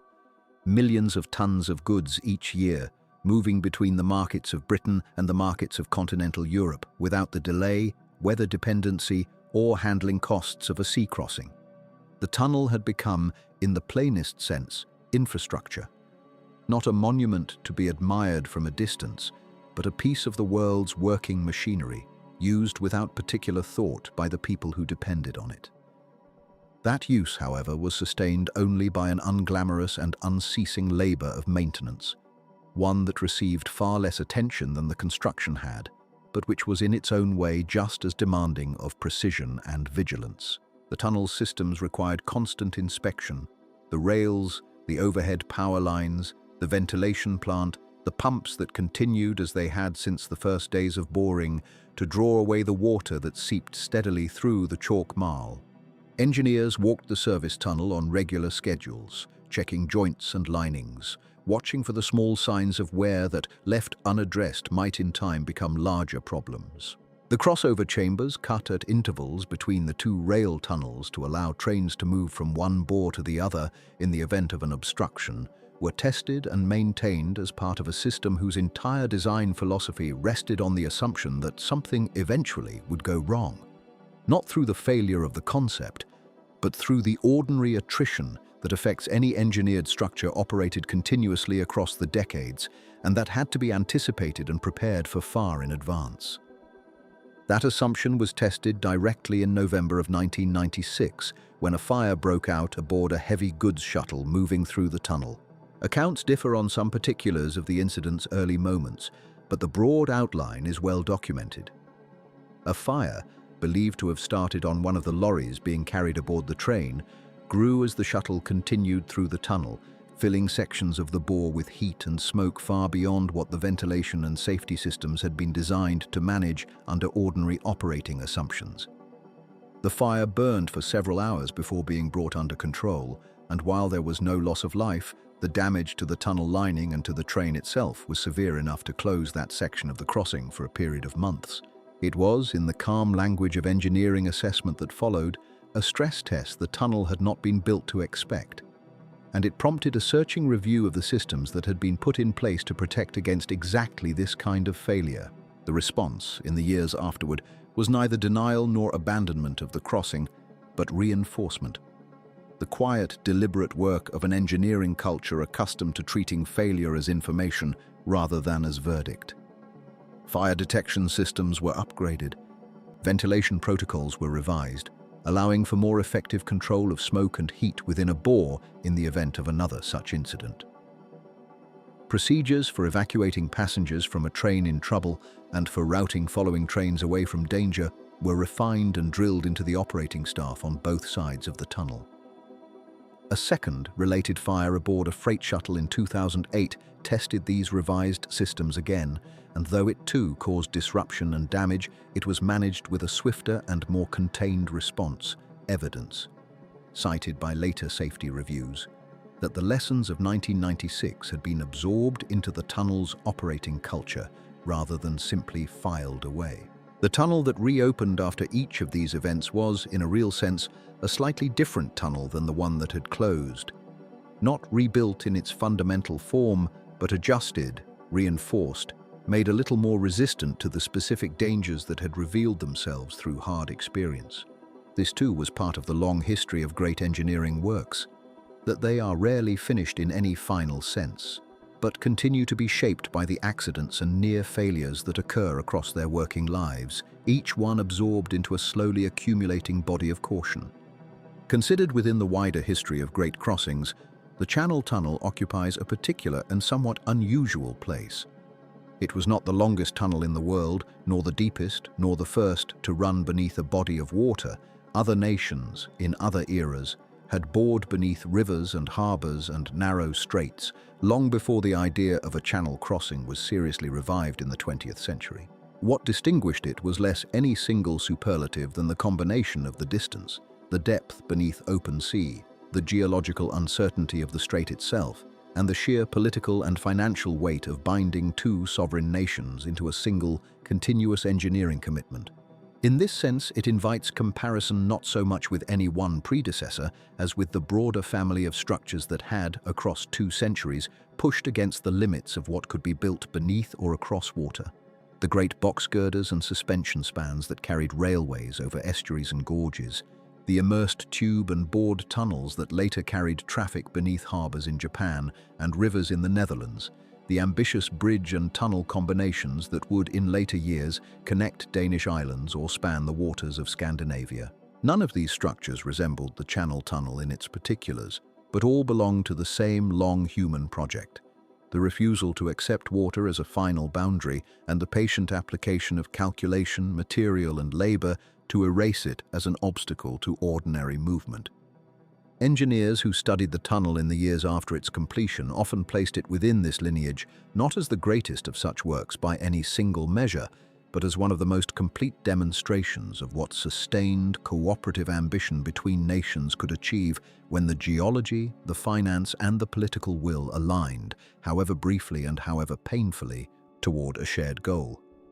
Economically and culturally, the tunnel's influence proved harder to measure precisely in the way that the influence of any deeply embedded piece of infrastructure resists precise measurement, but it was nonetheless real and cumulative. Trade between Britain and the continent found in the tunnel a faster and more predictable channel than the ferries had ever offered, one less vulnerable to the storms and swells that could close a crossing for a day or more. Businesses on both sides of the water adjusted their logistics around its schedules. Travelers who had once regarded a trip to Paris as requiring a full day's commitment of ferry queues and channel crossings found that it could now be accomplished within a single working morning, and this compression of time did something subtle to the way the two nations related to one another, not erasing the political and cultural differences that had defined England and France for centuries, but softening in small and unspectacular ways the sense that the sea between them was a true separation rather than a distance to be crossed at will. The old metaphors of island isolation, so deeply embedded in the way Britain had understood itself, did not vanish, but they were quietly complicated by the plain fact that a person could now board a train in London and step off it in Paris, having barely registered that they had passed beneath the seabed at all. It is perhaps this last point that says the most about what the tunnel had become. The ambition that drove its construction, the century of proposals, the doubts and refusals, the 11 years of survey and design and boring, the fires and the floods and the long negotiations between two governments and dozens of contractors, had been extraordinary in every particular. But the purpose of that ambition, once achieved, was not to remain extraordinary. It was to disappear into the ordinary rhythm of daily life, to become a thing so reliable and so unremarkable that people would stop thinking of it as a marvel and start thinking of it, if they thought of it at all, simply as the way one got from one country to another. This is the quiet paradox at the center of most great infrastructure, that its ultimate success is measured not by continued awe, but by its own invisibility, its slow recession into the background hum of the world it was built to serve. The tunnel beneath the sea had achieved exactly this. It had become ordinary. And in becoming ordinary, it had fulfilled, more completely than any monument could have, the vision that had first stirred in the minds of engineers standing on the chalk cliffs above the strait, more than 100 years before the first machine ever cut into the rock beneath the waves. In the years that followed, engineers returned to the record of the crossing the way historians return to a well-kept diary, searching not for drama, but for understanding. Universities and professional bodies commissioned retrospectives on the tunnel's design, its construction methods, and its long-term performance, treating it as a case study in what large, cross-border infrastructure could achieve and what it could cost those who built it. Papers were written comparing the tunnel boring machines used beneath the strait to those developed afterward for other undersea and underground projects, tracing a lineage of technique that ran from the chalk marl of the English Channel to metro systems and rail links built decades later on other continents. The archives kept by the companies and the governments involved, the technical drawings, the geological surveys, the logs kept by shift engineers in the depths were gathered and preserved, some in national collections, some in the private records of the firms that had done the work. These documents, dense with figures and annotations, became the raw material from which later scholars reconstructed not only how the tunnel had been built, but why certain decisions had been made and others abandoned. Why one method of lining had been chosen over another, why the alignment beneath the strait had settled where it did. It is through this patient archival work, more than through any single dramatic account, that the full shape of the achievement can be understood.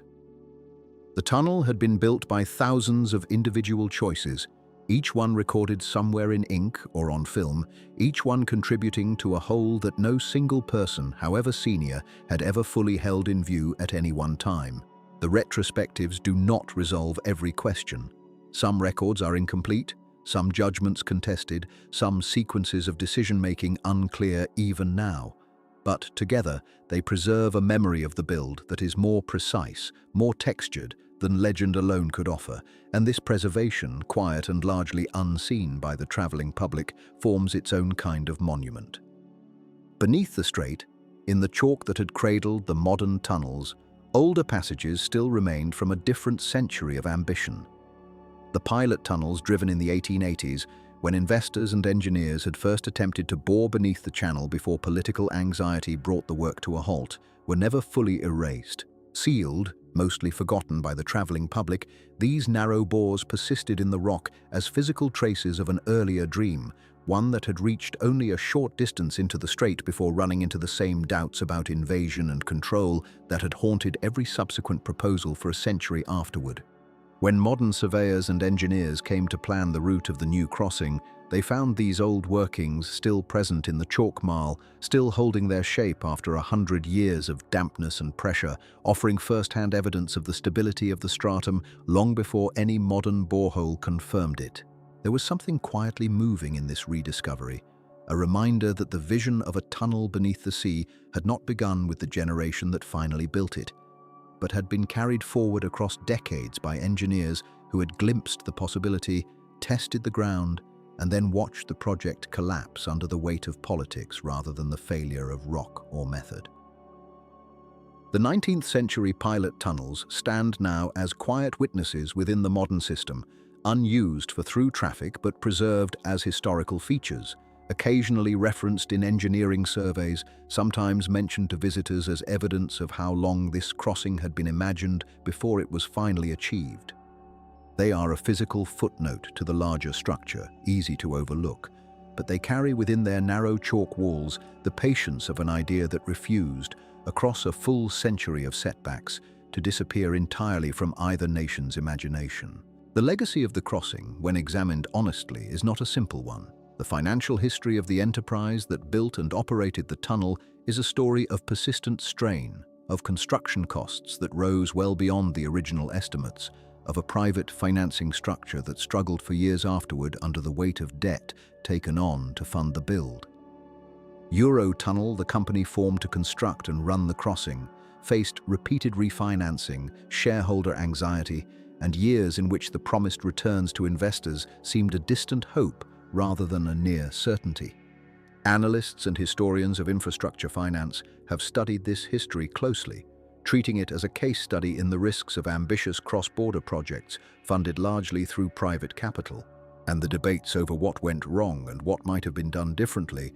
continue among economists and engineers alike. Some point to the underestimation of construction costs at the outset, others to the complexity of coordinating two national systems of regulation, contracting and labor, still others to the broader economic conditions of the period in which the tunnel opened, when growth in cross-channel travel and freight took longer to materialize than early projections had assumed. These are real and documented struggles, not myths invented after the fact, and they deserve to be set plainly alongside the tunnel's engineering achievements rather than smoothed over in the telling. Yet set against this financial history is another quieter fact, one measured not in balance sheets, but in geology and structural performance. The tunnel itself, the physical work bored through the chalk marl beneath the strait, has held. It has carried its trains day upon day, year upon year, through a rock formation chosen with such care that it has required none of the dramatic interventions once feared by the engineers who first studied the strait. The commercial history of the crossing has been turbulent. The physical history of the crossing, the story told in tunnel linings and water ingress figures and structural surveys, has been one of steady, almost unremarkable success. It is possible, and perhaps necessary, to hold both truths at once. That an infrastructure project can struggle financially for years while still fulfilling, with quiet reliability, the engineering promise on which it was built. And so the story returns, as it must, to the rock itself. Beneath the strait, in darkness undisturbed by tide or storm,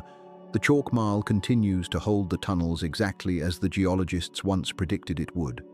A stratum indifferent to the century of doubt, argument, and delay that preceded its use. It did not know of the pilot tunnels abandoned in the 1880s, nor of the parliamentary debates that stalled the project through much of the 20th century, nor of the financial anxieties that gripped the company formed to build and run the modern crossing. It simply remained where it had lain for tens of millions of years, a band of impermeable, clay-rich chalk running beneath the strait, waiting, in a sense that has nothing to do with intention, for engineers with the tools and the patience to recognize what it could offer.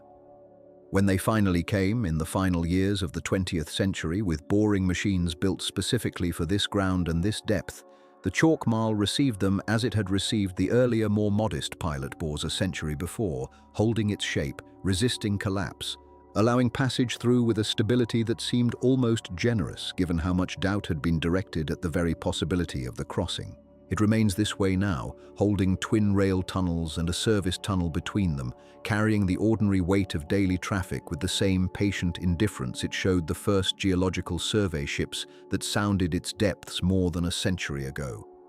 The strait above continues its old restless movement, tides rising and falling, ferries and container ships crossing the surface as they always have,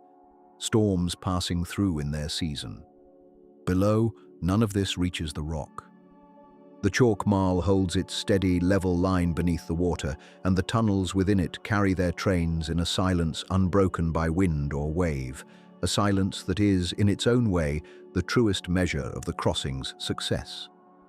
It is worth pausing before the story closes on the plain fact of what happens now at almost any hour of the day or night in the ground beneath the channel. A train passes through the darkness, its passengers reading, sleeping, watching the tunnel wall blur past the windows without a thought for the depth of rock above them or the decades of argument that preceded their journey. Above, the sea moves as it always has, grey and restless, marked by the wakes of ferries and the slow passage of larger vessels bound for distant ports. Between these two surfaces, the ordinary and the ancient, the tunnel does its quiet work, neither remarked upon by those who use it nor remembered most days as the culmination of a century of doubt, design, and labor. This is the tunnel's final and most complete achievement, not the day it opened, not the moment the machines broke through to meet each other in the dark, but this ongoing, unremarkable present in which a crossing once thought impossible has become simply another part of the world's daily motion, carrying its passengers through the rock without ceremony, sustained by chalk marl that continues to hold, patiently, beneath the sea. If you have found some quiet in this long crossing, there are other great structures waiting on this channel, other stories of ground and water, and the long patience of building for whenever you wish to return to them.